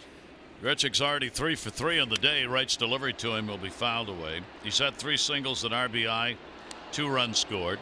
Randall Grichuk has got a 4-game hit streak going. And against the Orioles, so far in the season, 5 RBIs in the 7 games these teams have played. 2 ball, 2 strike count. Wright came on to get the final out last inning. Fouls another one away. And the count goes to 2-2. Red Sox come to town tomorrow. Dylan Bundy, Stephen Wright. 6:30 O's extra, 7 o'clock on Masson for the ball game to open up a 3-game set. 2 night games and the 3 o'clock Wednesday game. 2-2. Jammed him. Machado back. Adam Jones calls him off. And Adam will put it away. So 1 down. The Orioles host the Marlins Friday, June 15 through Sunday, June 17. And on Sunday the 17th, first 20,000 18 and over get the Father's Day necktie. Plus the kids run the bases after the ball game, presented by Weiss Markets. Go to Orioles.com for tickets. And all season long, of course, an adult purchasing the Upper Deck Reserve seat can bring along 2 youngsters 9 and under free. That's going to be a base hit into left field. All right. I knew we shouldn't have mentioned it. Yeah. So Diaz is on. He's got a single here in the 6th inning, and now everybody in the lineup has had at least 1 hit. Yeah, he heard you, didn't he? Yep. Got on the breaking ball from Mike Wright. So he's 7 for 17 in the series against the Orioles. Diaz on at first, hit number 16. 1 down, 1 on. Fastball for a strike. Urshela, the number 9 hitter, big day. 2 hits, a walk. He has scored all 3 times. Yeah, you get some serious production from the bottom of this lineup. Scoring runs, driving in runs. 0-1 count.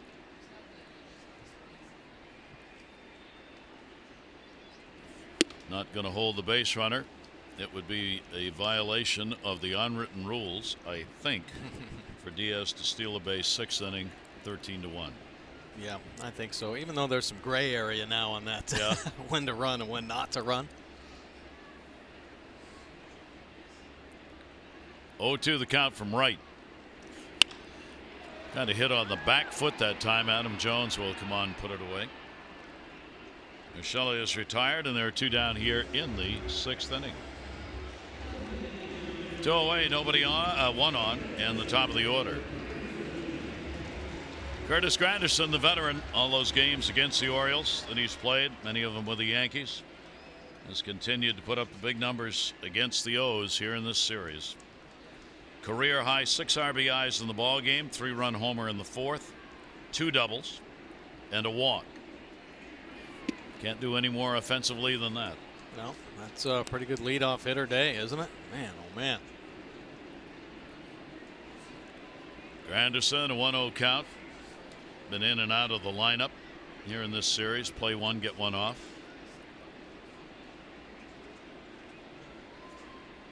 Shift on against him. Goes the other way, foul.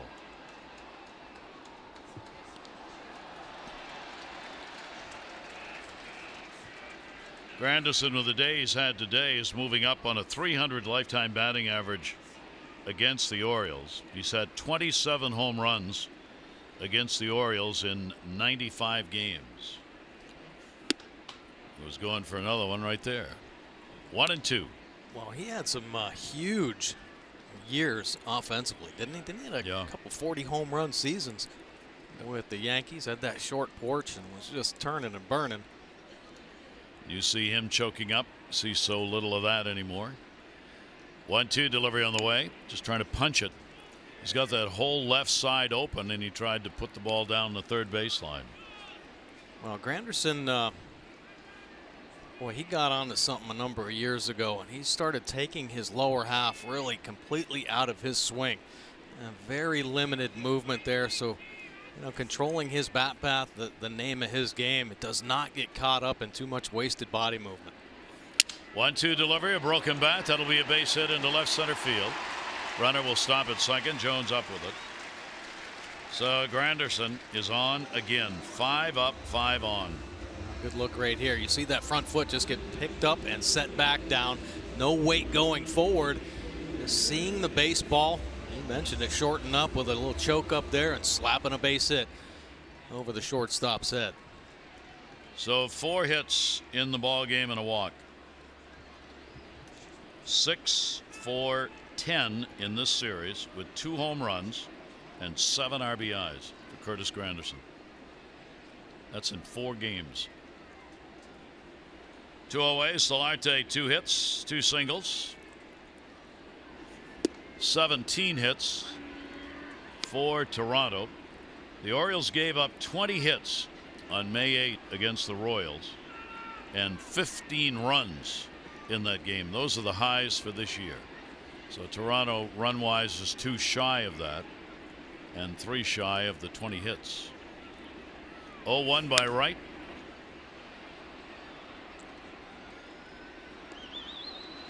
See all those opportunities there. 5 for 12 for the Blue Jays. The Orioles, not much of a chance. Had a nice little opportunity to start this ball game off. You got that leadoff walk by Peterson. A little stolen base, but then Estrada went to work. And hasn't stopped working. No, he's rolling along. 0-2 count, runners off first and second base. Chopper headed to the middle. And not in time. Manny Machado's throw did not have enough juice on it. It'll be an infield single. Now Solarte that half step quicker coming out of left side of the box. Manny showing the range up the middle, getting rid of it. But boy, Solarte smelling that hit. Manny a little lackadaisical on that one. We know there's a little more in that arm. Just flipping it over there and boom, boom. Orioles are going to challenge it. Really nothing to lose here. Try and get an out. Would be the 3rd out of the inning. Look, Chris Davis standing up to get the high throw. Oh, my goodness. Pretty even, isn't it? Yep. Wow.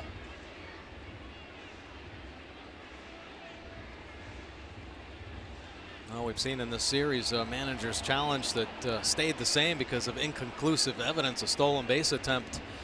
And it looked for sure like Danny Valencia had evaded the tag, but you just couldn't tell because at the end his foot kind of popped up.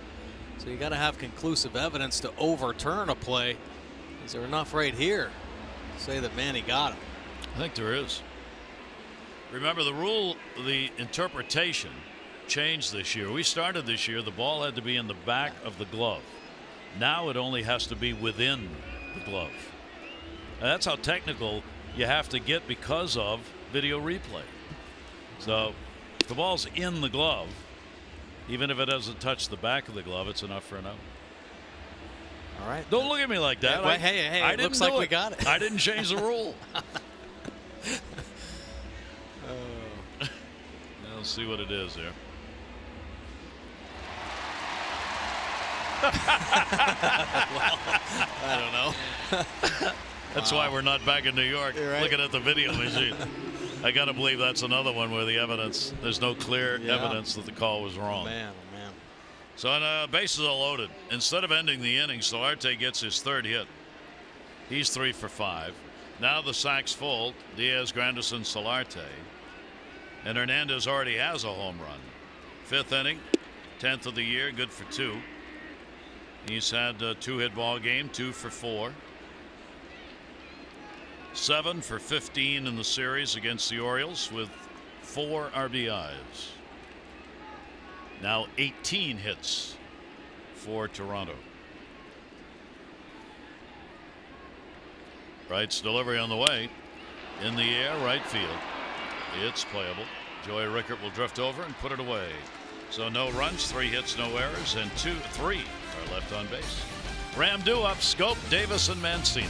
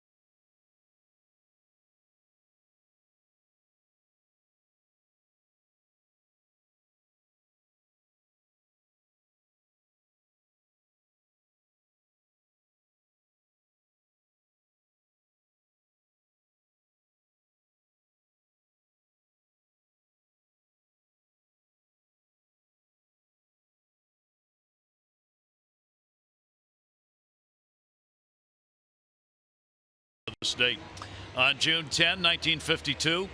This is good. A few hours after he was fired, Rogers Hornsby was fired as manager. The Browns president Bill Veeck was given a 24-inch silver trophy by his players. It was engraved for the greatest play since the Emancipation Proclamation. The players detested Rogers Hornsby as a manager. Orioles, take a look at that in a minute. They had a streak that set a new record for the Orioles in 2012. They won their 9th straight extra inning game. Matt Wieters had the base hit that won it. Streak broke the old team record of 8 that had been accomplished twice. Jonathan Scope. In the St. Louis Browns book, on the Hitting the Books piece I do in the blog, they had a story in there about Rogers Hornsby. He managed for something like 4+ seasons with the Browns. Great player, Hall of Famer. But apparently, as a manager, the players could not stand him. Hated him, huh? Hated him. Just hated him. Wow. So when he got fired, within 24 hours, they had a trophy made up and gave it to the owner. That's all right. Wow. 1-2 delivery on the way to Scope. He'll pop that one back and out of play. Well, Jonathan would just like to get a hit. Get this thing over with to go back home without an offer. Yeah. He's gone 0 for 12 in this series, and he's 0 for his last 18. 1-2, good rip, foul back. Well, he's staying right up there. Estrada is everything up above the belt. And Jonathan just keeps on swinging at it. Yeah, take a look at that. 5 pitches, everything above the upper third.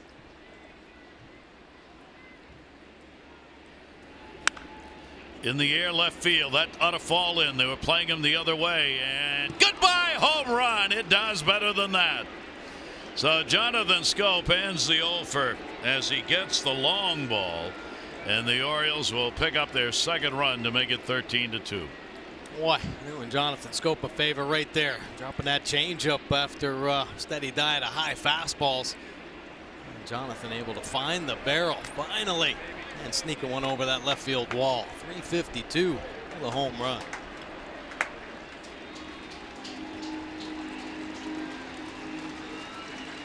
So that'll be it. The starters chased on this one. Take a look. The changeup down at the bottom of the zone. Kind of fooling Scope again. And he used the legs to go down and get it. And this time able to make some contact. Solid contact. And another solo home run for the Orioles.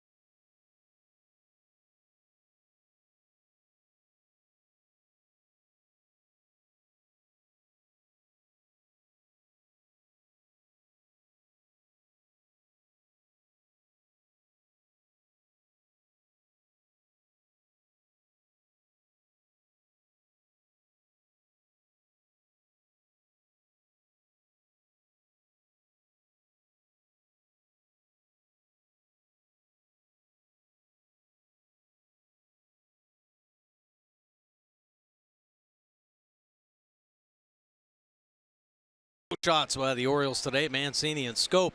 6 strong innings, though, only the 4 hits.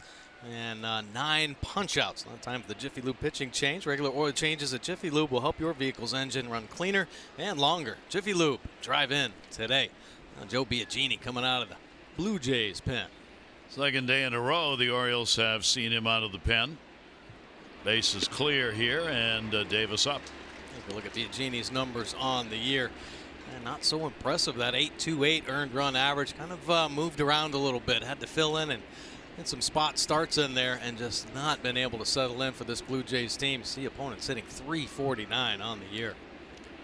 Chris Davis an 0 for 2 in the ball game. 0-1 delivery. Biagini worked no part of an inning in the ball game. He faced only 2 hitters yesterday in the 8th inning. He hit Jonathan Scope with the pitch. Jonathan would score later, and the next batter reached on an error, and he came out of the game. 0-2 the count on Davis. Biagini will come way inside. Chris with the 0 for 2 today, now 0 for his last 12 at the plate. Jonathan Scope getting the home run. The Orioles have 2 in the game, Mancini and Scope. But again, a solo shot. 1-2. Chris the other way on a broken bat squibber. Diaz charging. Throw. Not in time. That'll be a base hit. So Chris will get on with an infield single as he shattered the bat on that one. Jam shot, you know he'll take that. Now the Orioles going to host the Mariners Monday, June 25 through June 28. The first 25,000 fans on that Monday are going to get the Buck Snow Walter Snow Globe, celebrating halfway to Christmas at Oriole Park. Go to Orioles.com for tickets. It's coming up, and the Mariners are in town at the end of the month. And the pitch taken for a strike. So Davis out of the 0 for 10 with the infield hit. Nobody out, 1 on, 5 hits for the Orioles. Trey Mancini, 8th home run, 2nd inning. Trey will take the pitch. It is in there for a strike. So with a solo shot by Jonathan Scope now, the Orioles have upped that number of solo homers. The last 16 home runs have all been solo. Unbelievable. Almost by accident, you'd think there'd be somebody on for one of those. Right. Once again, proving the Orioles just don't walk. You'd think somebody might walk in that amount of time. Yep. Orioles had not homered in 8 of the last 12 games overall, but picked up 2 here. 1 ball, 2 strike count. Davis off first base. Biagini will miss outside with a hard slider.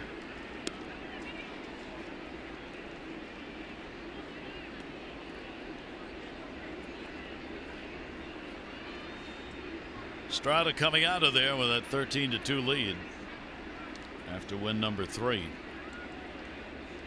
2 delivery. Jay's innings have been so long offensively. You look down, you see Estrada worked only 6+. You'd think he'd worked about 12. I know, I agree. Yeah, I thought he was in there a little bit longer. I was surprised to say only 6 innings completed. 3-2, runner not going here, and that'll be fouled away. For the Jays in their bullpen, they are 10th in ERA. They are a bullpen 9th in strikeouts, so not a real power bullpen striking people out. They've had their problems. Bullpen's given up a hit per inning this year. 3-2 delivery, just nubs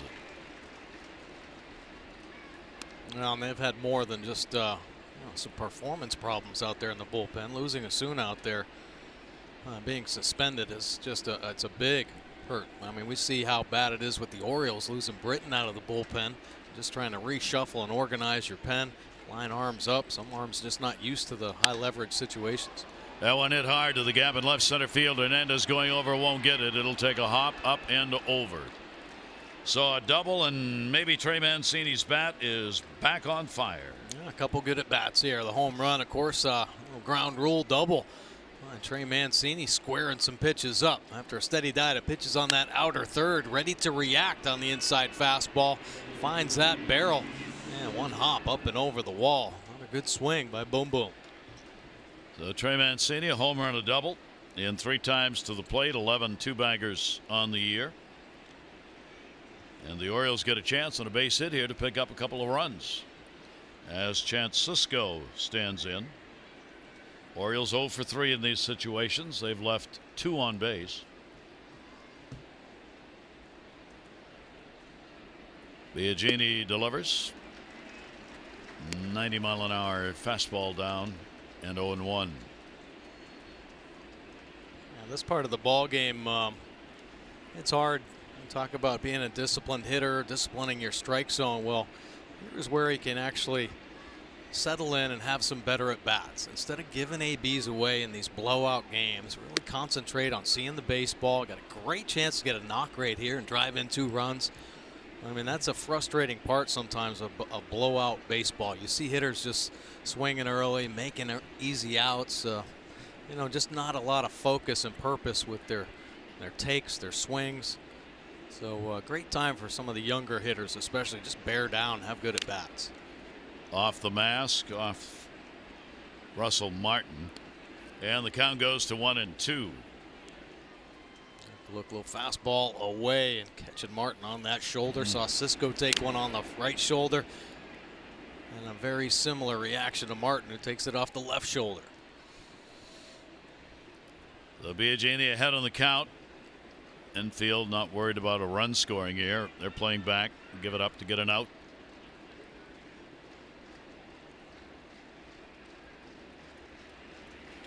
One, 2 inside. 2 ball, 2 strike count.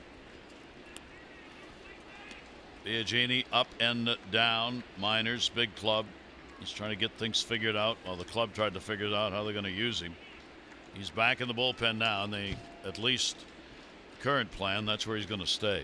He just could not get it done as a starter. 2-2. Soft pitch strike. Wow. Big breaking ball there from Biagini, slowing things down on him. Sisco having a good at bat going. Gives up on that breaking ball. You wonder why. It's 3-4 inches off the outside corner. Biagini getting the call right there. So Biagini gets a strikeout, leaves runners on at first and second. Joey Rickert flied out, struck out. Takes the 94 fastball away from Biagini.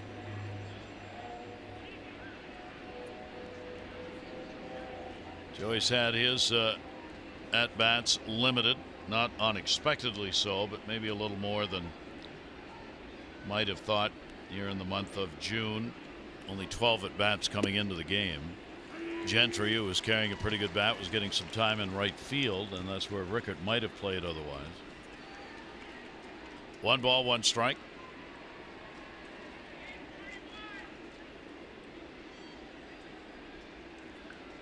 One and 1, 1 down.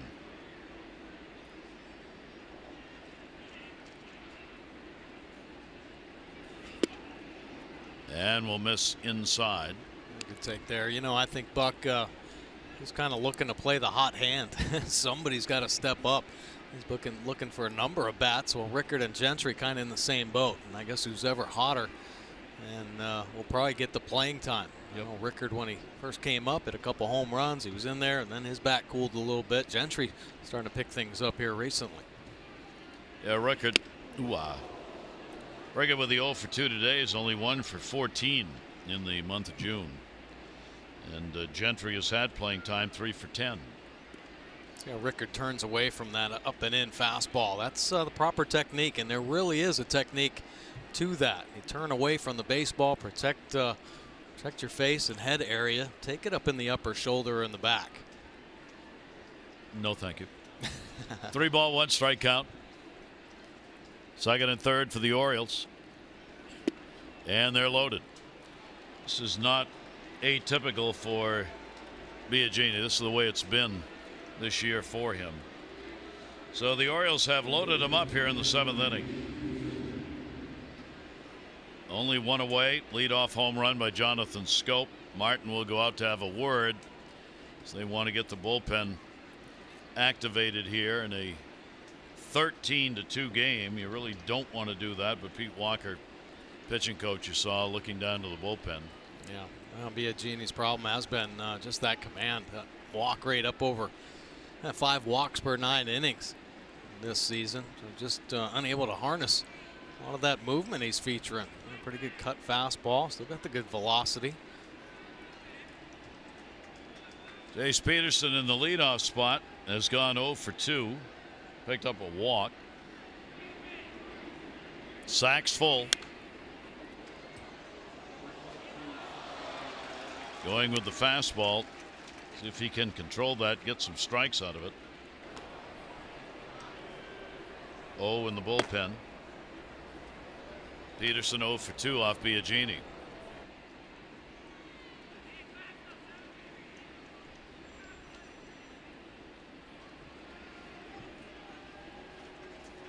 Runners get their leads. Infield at double play depth. The 0-1 will be a strike in the outside corner. Peterson turns to Ted Barrett. Yeah, plate might be getting a little bit bigger at the end of a ball game. A blowout situation. Protect a little bit more.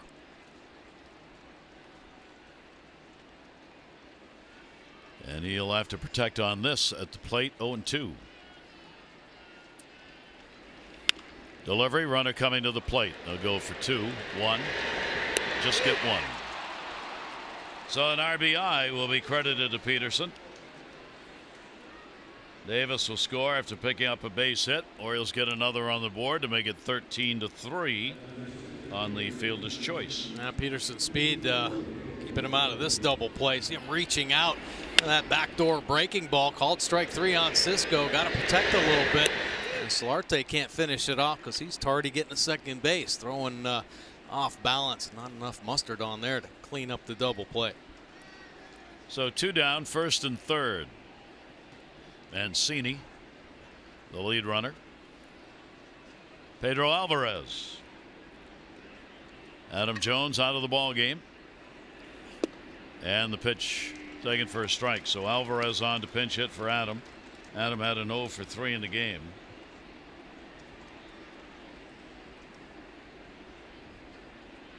No reason to believe there is anything wrong with Adam. It's the score. I played every day out here on the turf. Yeah. 0-1 breaking ball. Buck Showalter really wanted to rest Adam today and not start him, but Adam pleaded and won his case, so he got the start in center field. Yep. It is hard. I mean, it's talked about, but playing on this surface, this artificial surface on your legs and knees, it's hard. Oh, it gets you for sure. Absolutely. 0-2 count to Alvarez.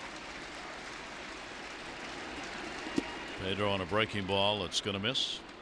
Alvarez as a pinch hitter done a good job for the Orioles. He's 5 for 9 in a pinch hitting role, hitting just 190 overall. Trying to pick up an RBI with runners at 1st and 3rd. Shift on. Solarte way out there in right.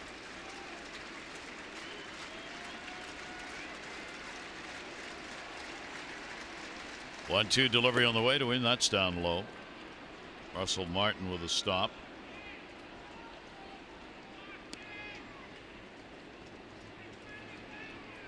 Alvarez 0 for 4 off this right-hander.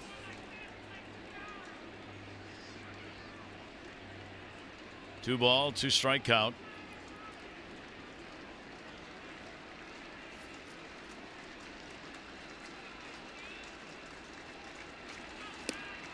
Off-speed pitch.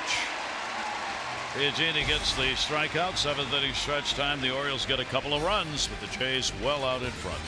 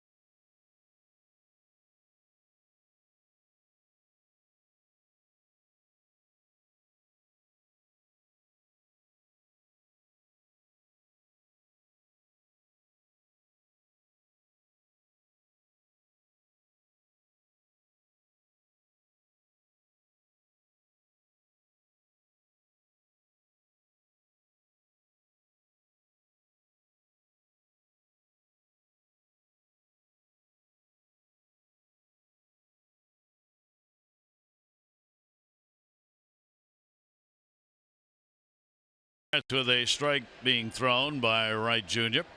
Orioles getting some of the veterans out. Jones is out. Gentry's in center.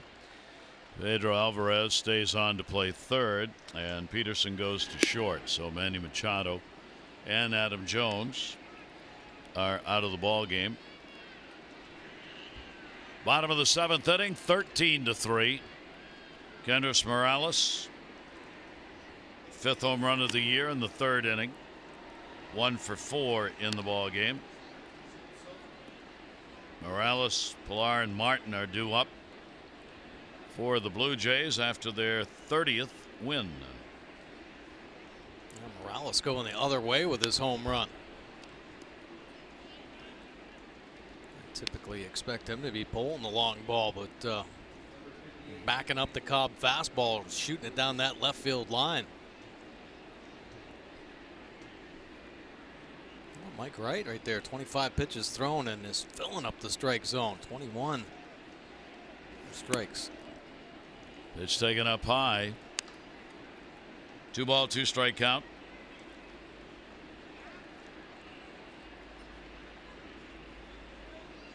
Wright worked out of the jam, 6th inning with the bases loaded. Just a little easy swing and a base hit. Could not have taken that with your arm and thrown it in a better position against the shift to get a single. So Morales is on, leadoff single in the 7th. The Orioles are proud to join Johns Hopkins University of Maryland and other corporate leaders supporting Baltimore City's Youth Works program, seeking to provide as many as 12,000 Baltimore City youth with summer employment. To donate, go to baltimorecity.foundations.org and choose Mayor's Office of Employment Development Youth Works. You can learn more at youthworks.oedworks.com.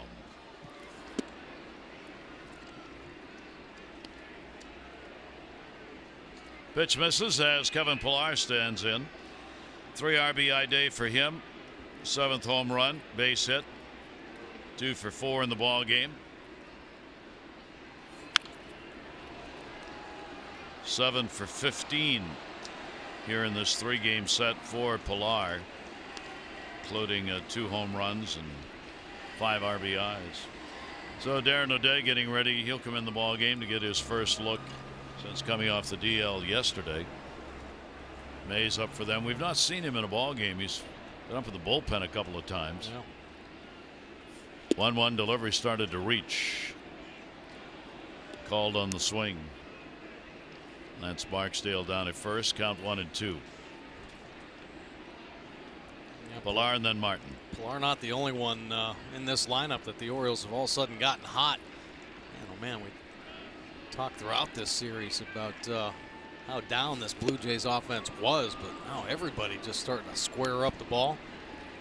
Wright will get a strikeout swinging wise. Pilar out of there, 1 down. Breaking ball here though from Mike Wright.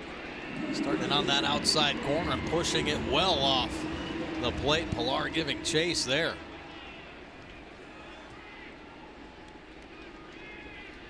So Russell Martin, the only J in the lineup without a hit, contributed with a walk. 2 strikeouts, fly ball out. Runner on at first base, 1 down. 19 hits for Toronto on that single by Morales to start the inning.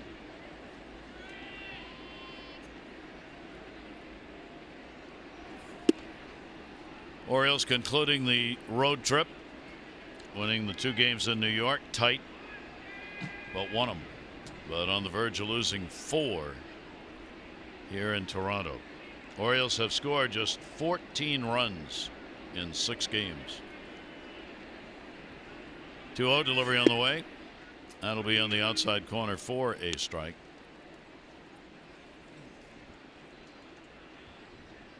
Two and one from Wright Jr.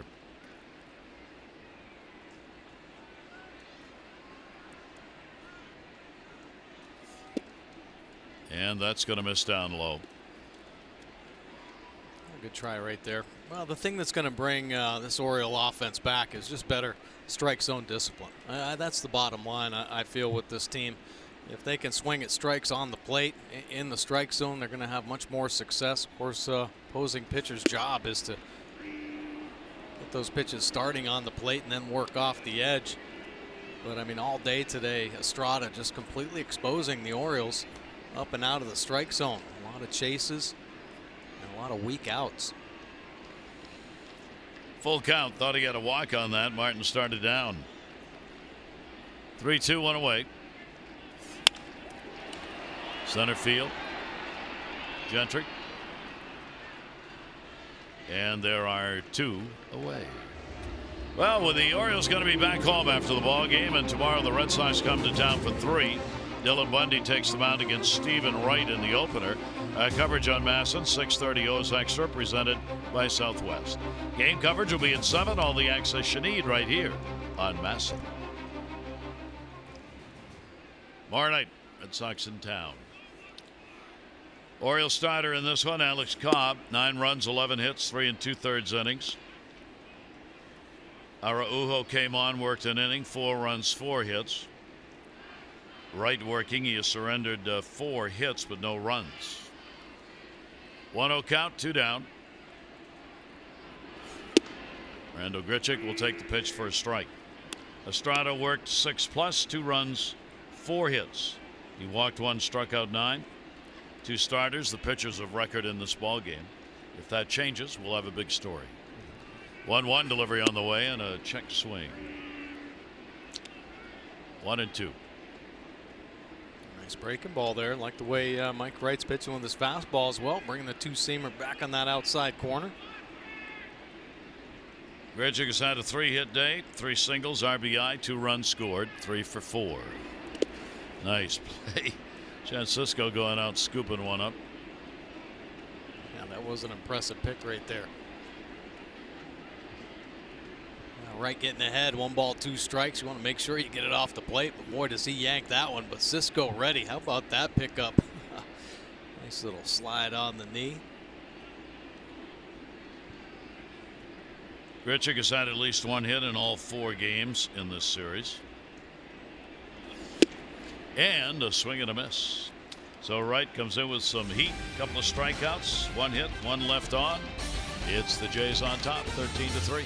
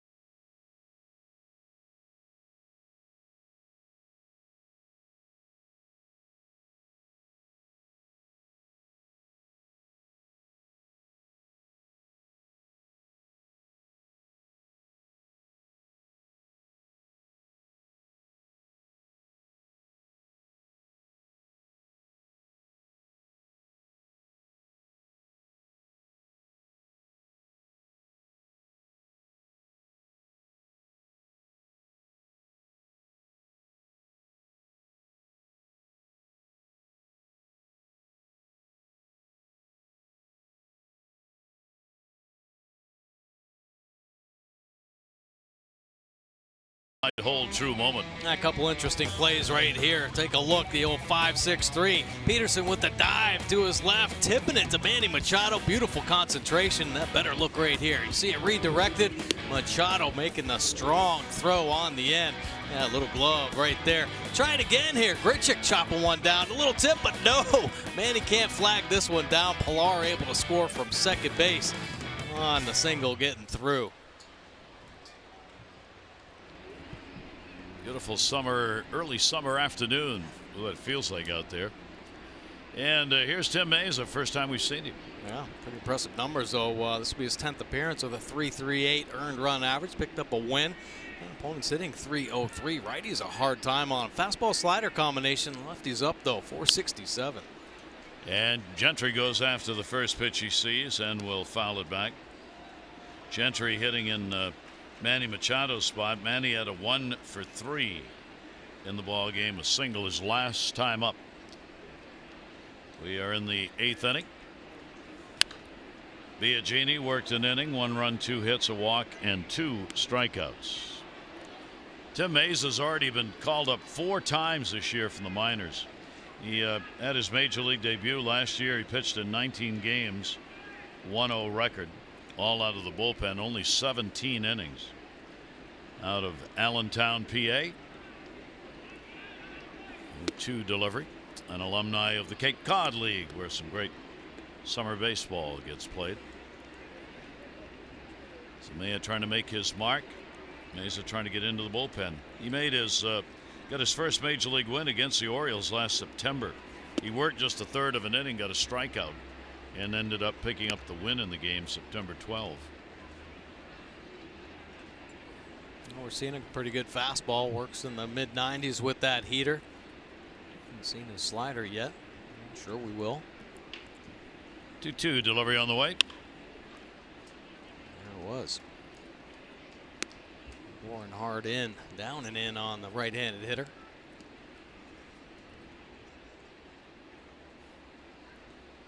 Meza, Toronto pick back in 2013. He was picked up in the 12th round of the draft that year. Here's the 2-2. Gentry will keep the at-bat alive.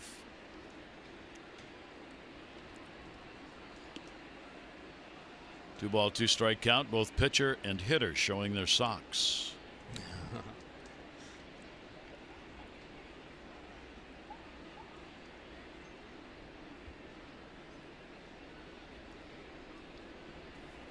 Gentry's going to get a base hit into left field.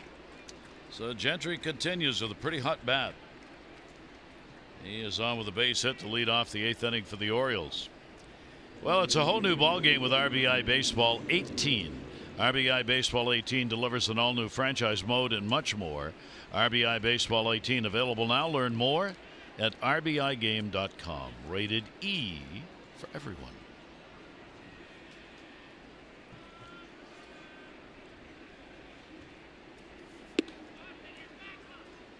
Orioles now have 7 hits in the ball game. Mark Trumbo 0 for 3 in this one. Strikeout, couple of pop-outs. Ground ball towards second base. There's 1. Diaz 2. Nifty little double play right there. Well executed by Meza, staying away from Trumbo. Trumbo beating that one down into the dirt. Yeah, good look right here from behind. 13 ground ball to Solarte, just flipping it up there at Diaz, just in stride. Making a nice fluid double play, just running through the base, continuing on. Clean up that double play. So the Orioles lose that leadoff man on. Good play, Diaz, the shortstop. And the pitch outside to Jonathan Scope. Jonathan delivering home run number 6 in the 7th. Trey Mancini, home run number 8 in the 2nd. For 2 of the 3 runs the Orioles have put up in the ball game. Chase Peterson got the other RBI and a fielder's choice. Darren O'Day ready to come into the ball game. 1 ball, 1 strike, 2 down. Richard going back. No runs on 1 hit, no errors, and nobody left on base. Bottom of the 8th coming. O'Day to pitch.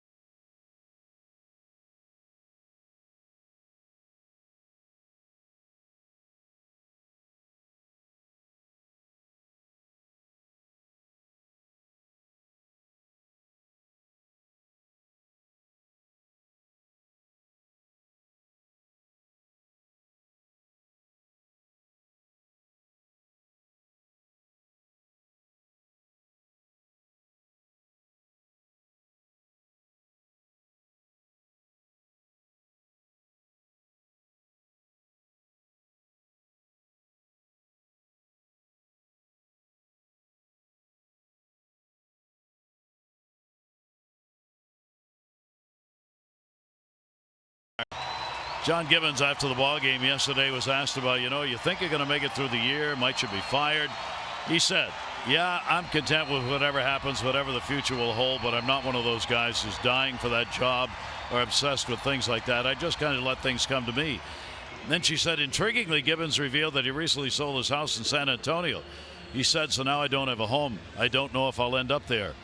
Then reverting to the Rye Gibby, once they build that wall, why would I want to live there? Then he said, I could fish. A TV show, that's the ticket. Fishing with Gibby. Only John Gibbons. Well, I'm going to tie this worm on the hook and catch a bass. Fishing with Gibby. Oh, my. Oh, boy. He does have a sense of humor. Pitch taken down low for a ball. Well, at least he's not stressing out about things, right? No. Darren O'Day, good to see him back in the bullpen. 14th appearance now. 3.36 earned run average, 222 opponent batting average against O'Day.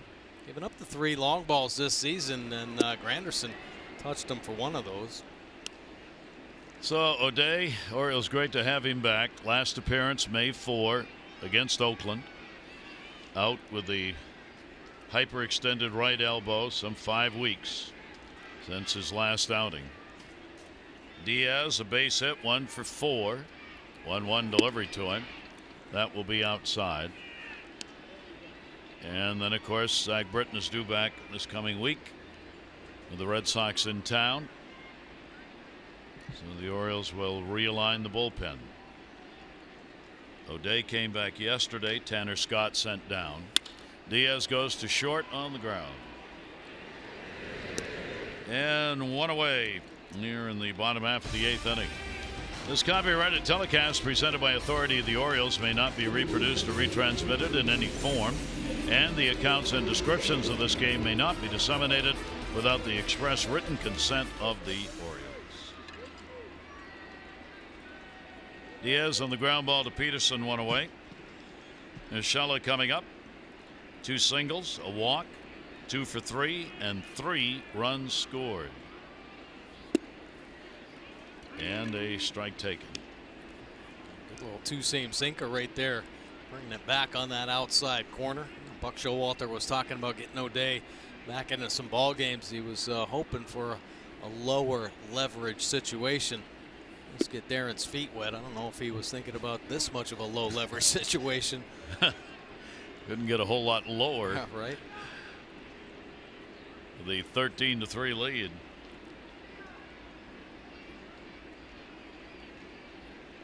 One ball, 1 strike count.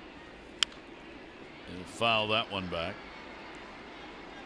Jays have just gone at it the entire ball game. There has not been a 1-2-3 inning by an Oriole pitcher. 6 runs in the 4th inning when 11 came to the plate, then 4 more in the 5th inning when they sent 7 to the plate. Everybody involved in the offense in this game for Toronto.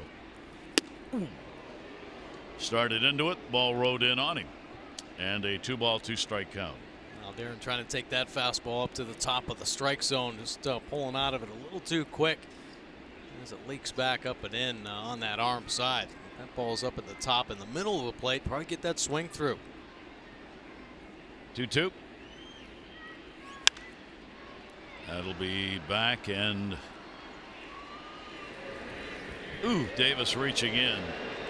Just out of his reach there, helping a fan who actually got out of the way, kind of fell down in the aisle. I think this is a result. We were talking about the wind, and Davis just kind of drifting over there. Boy, the fan taking the brunt of that one. And then a few that he lands on as well. My goodness. Jeez. Oh, my. Hey, nice catch. Jeez. 2-ball 2-strike count. O'Day will be outside. 6 RBI day. Curtis Granderson, a record day for him. Hernandez has had 2 RBIs. Morales has had an RBI and a homer. Pilar has had 3 RBIs, 1 and a homer. Grichuk's had an RBI. And really had him out in front. Pulled the string on him, 2 down. Yeah, nice little slider right there. Curtis Granderson coming up. Let's take a look at our fourth drive of the game. Well, 3-0 count, and he gets the green light on Cobb. Elevated fastball up and out over, and he does not miss it. Granderson having a strong series. Hurry to your local Ford dealers for great savings on cars, trucks, and SUVs. 6th plate appearance for Curtis Granderson. He's reached in the previous 5. 2 down, nobody on. O'Day will work one inside to him for a ball. 6 homers, 23 RBIs for Granderson. 3 of the 6 this year have been against the Orioles. And he'll fight that one off. Look at the strikeout for Darren O'Day, just coming off the disabled list. He gets that slider just to slow him down a little bit. Get Urshela out in front, well located there in Cisco's glove. Granderson 2 for 4 off Darren with a home run. 1-1 delivery. Check swing foul. So O'Day will get ahead of him 1-2, trying to have the only clean inning for an Orioles pitcher. Wright worked 2 1/3, no runs, 4 hits. Araujo 1 inning, 4 runs, 4 hits. And now O'Day, the 3rd Oriole out of the bullpen.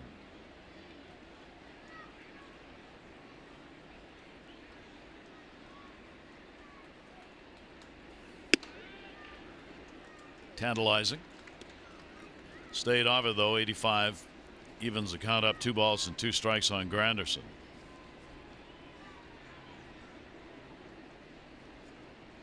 Orioles with a shift on against him, and every at bat hasn't much mattered. 2-2 delivery on the way, and he takes that as well. A couple good tries right there by O'Day, but Granderson locking into his strike zone. Not even a flinch up there at the top. Granderson led the league in runs scored back in 2011, 136.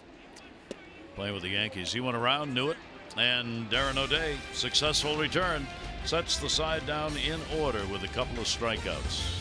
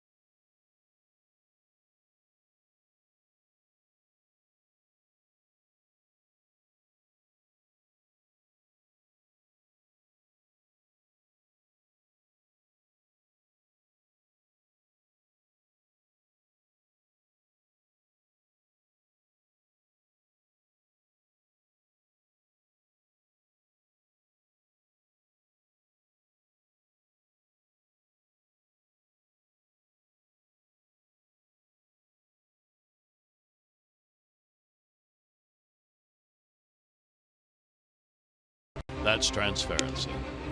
Rogers Center on this Sunday. The Gargoyles looking in, and what they've seen is a lot of Blue Jays offense. 13-19-0 to the Orioles 3-7-0, 9th inning. As the Jays on the verge of a 4-game sweep. First time they've had one here against the Orioles since '78.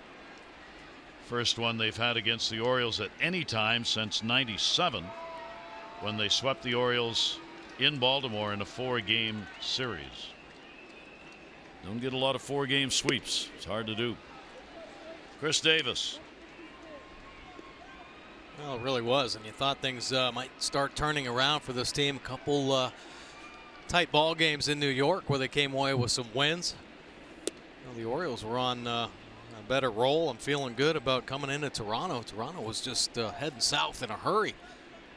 But boy, after that first game, they came back in that extra inning ball game, and they just haven't looked back. Foul ball off him in the batter's box. Maley's come on to do the catching. Russell Martin out. Chris getting a single in the 7th inning. He's 1 for 3 in the ball game. Maley got the walk-off walk in last night's ball game. Yeah. Boy, what a tough final inning it was for Givens. 4 straight pitches. Ball 4, run in, game over. 1 ball, 2 strike delivery, and a swing and a miss.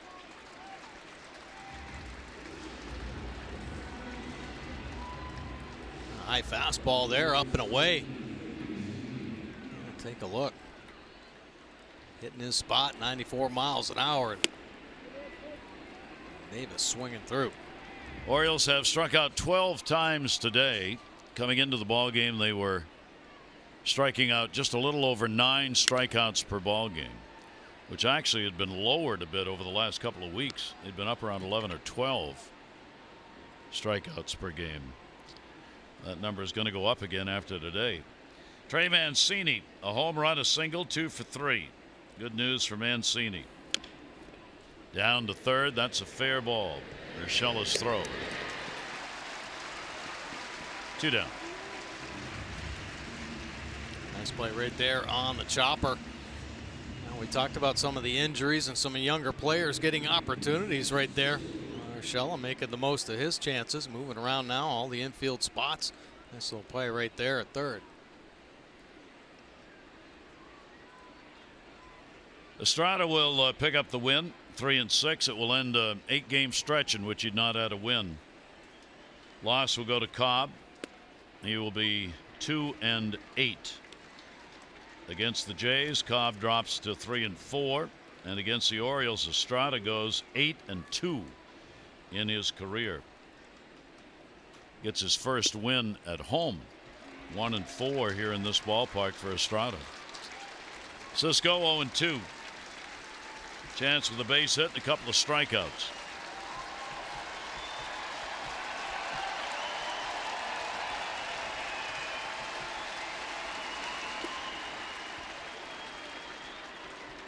Tim Meza trying to finish it up. Obviously no save here. Came on, gave up a hit in the 8th inning, but so far has faced the minimum 5. Orioles will go home with a 4-game losing streak in the air and foul. Toronto will go on the road with the 4-game win streak. 1-2 the count.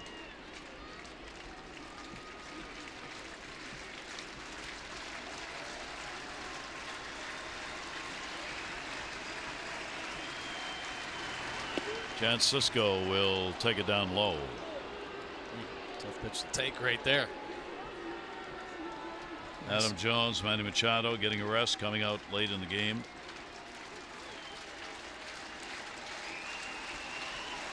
Two hitting. As we said, the new Don Baylor. So Chance Cisco will head down. Another hit by a pitch. That's 8 on the year. 8 times, man. Losing the breaking ball there, backing up on it, catching Cisco right in the elbow. See him still trying to shake it out a little bit. The whole arm went numb. So Joey Rickard will get an at bat. Take the pitch up high. 0 for 2 and a walk in the ball game for Joey. And 0 for 7 here in this series. In the air to right, Grichuk. Game over. No runs, no hits, no errors, 1 left on base. A walk-away win in this one. Toronto got the runs early, and they win it by a score of 13-3, and they sweep the 4 games from the Orioles here in Toronto. The Orioles now are 1-6 against Toronto on the season. 13-19-0 for the Blue Jays. The Orioles 3-7-0.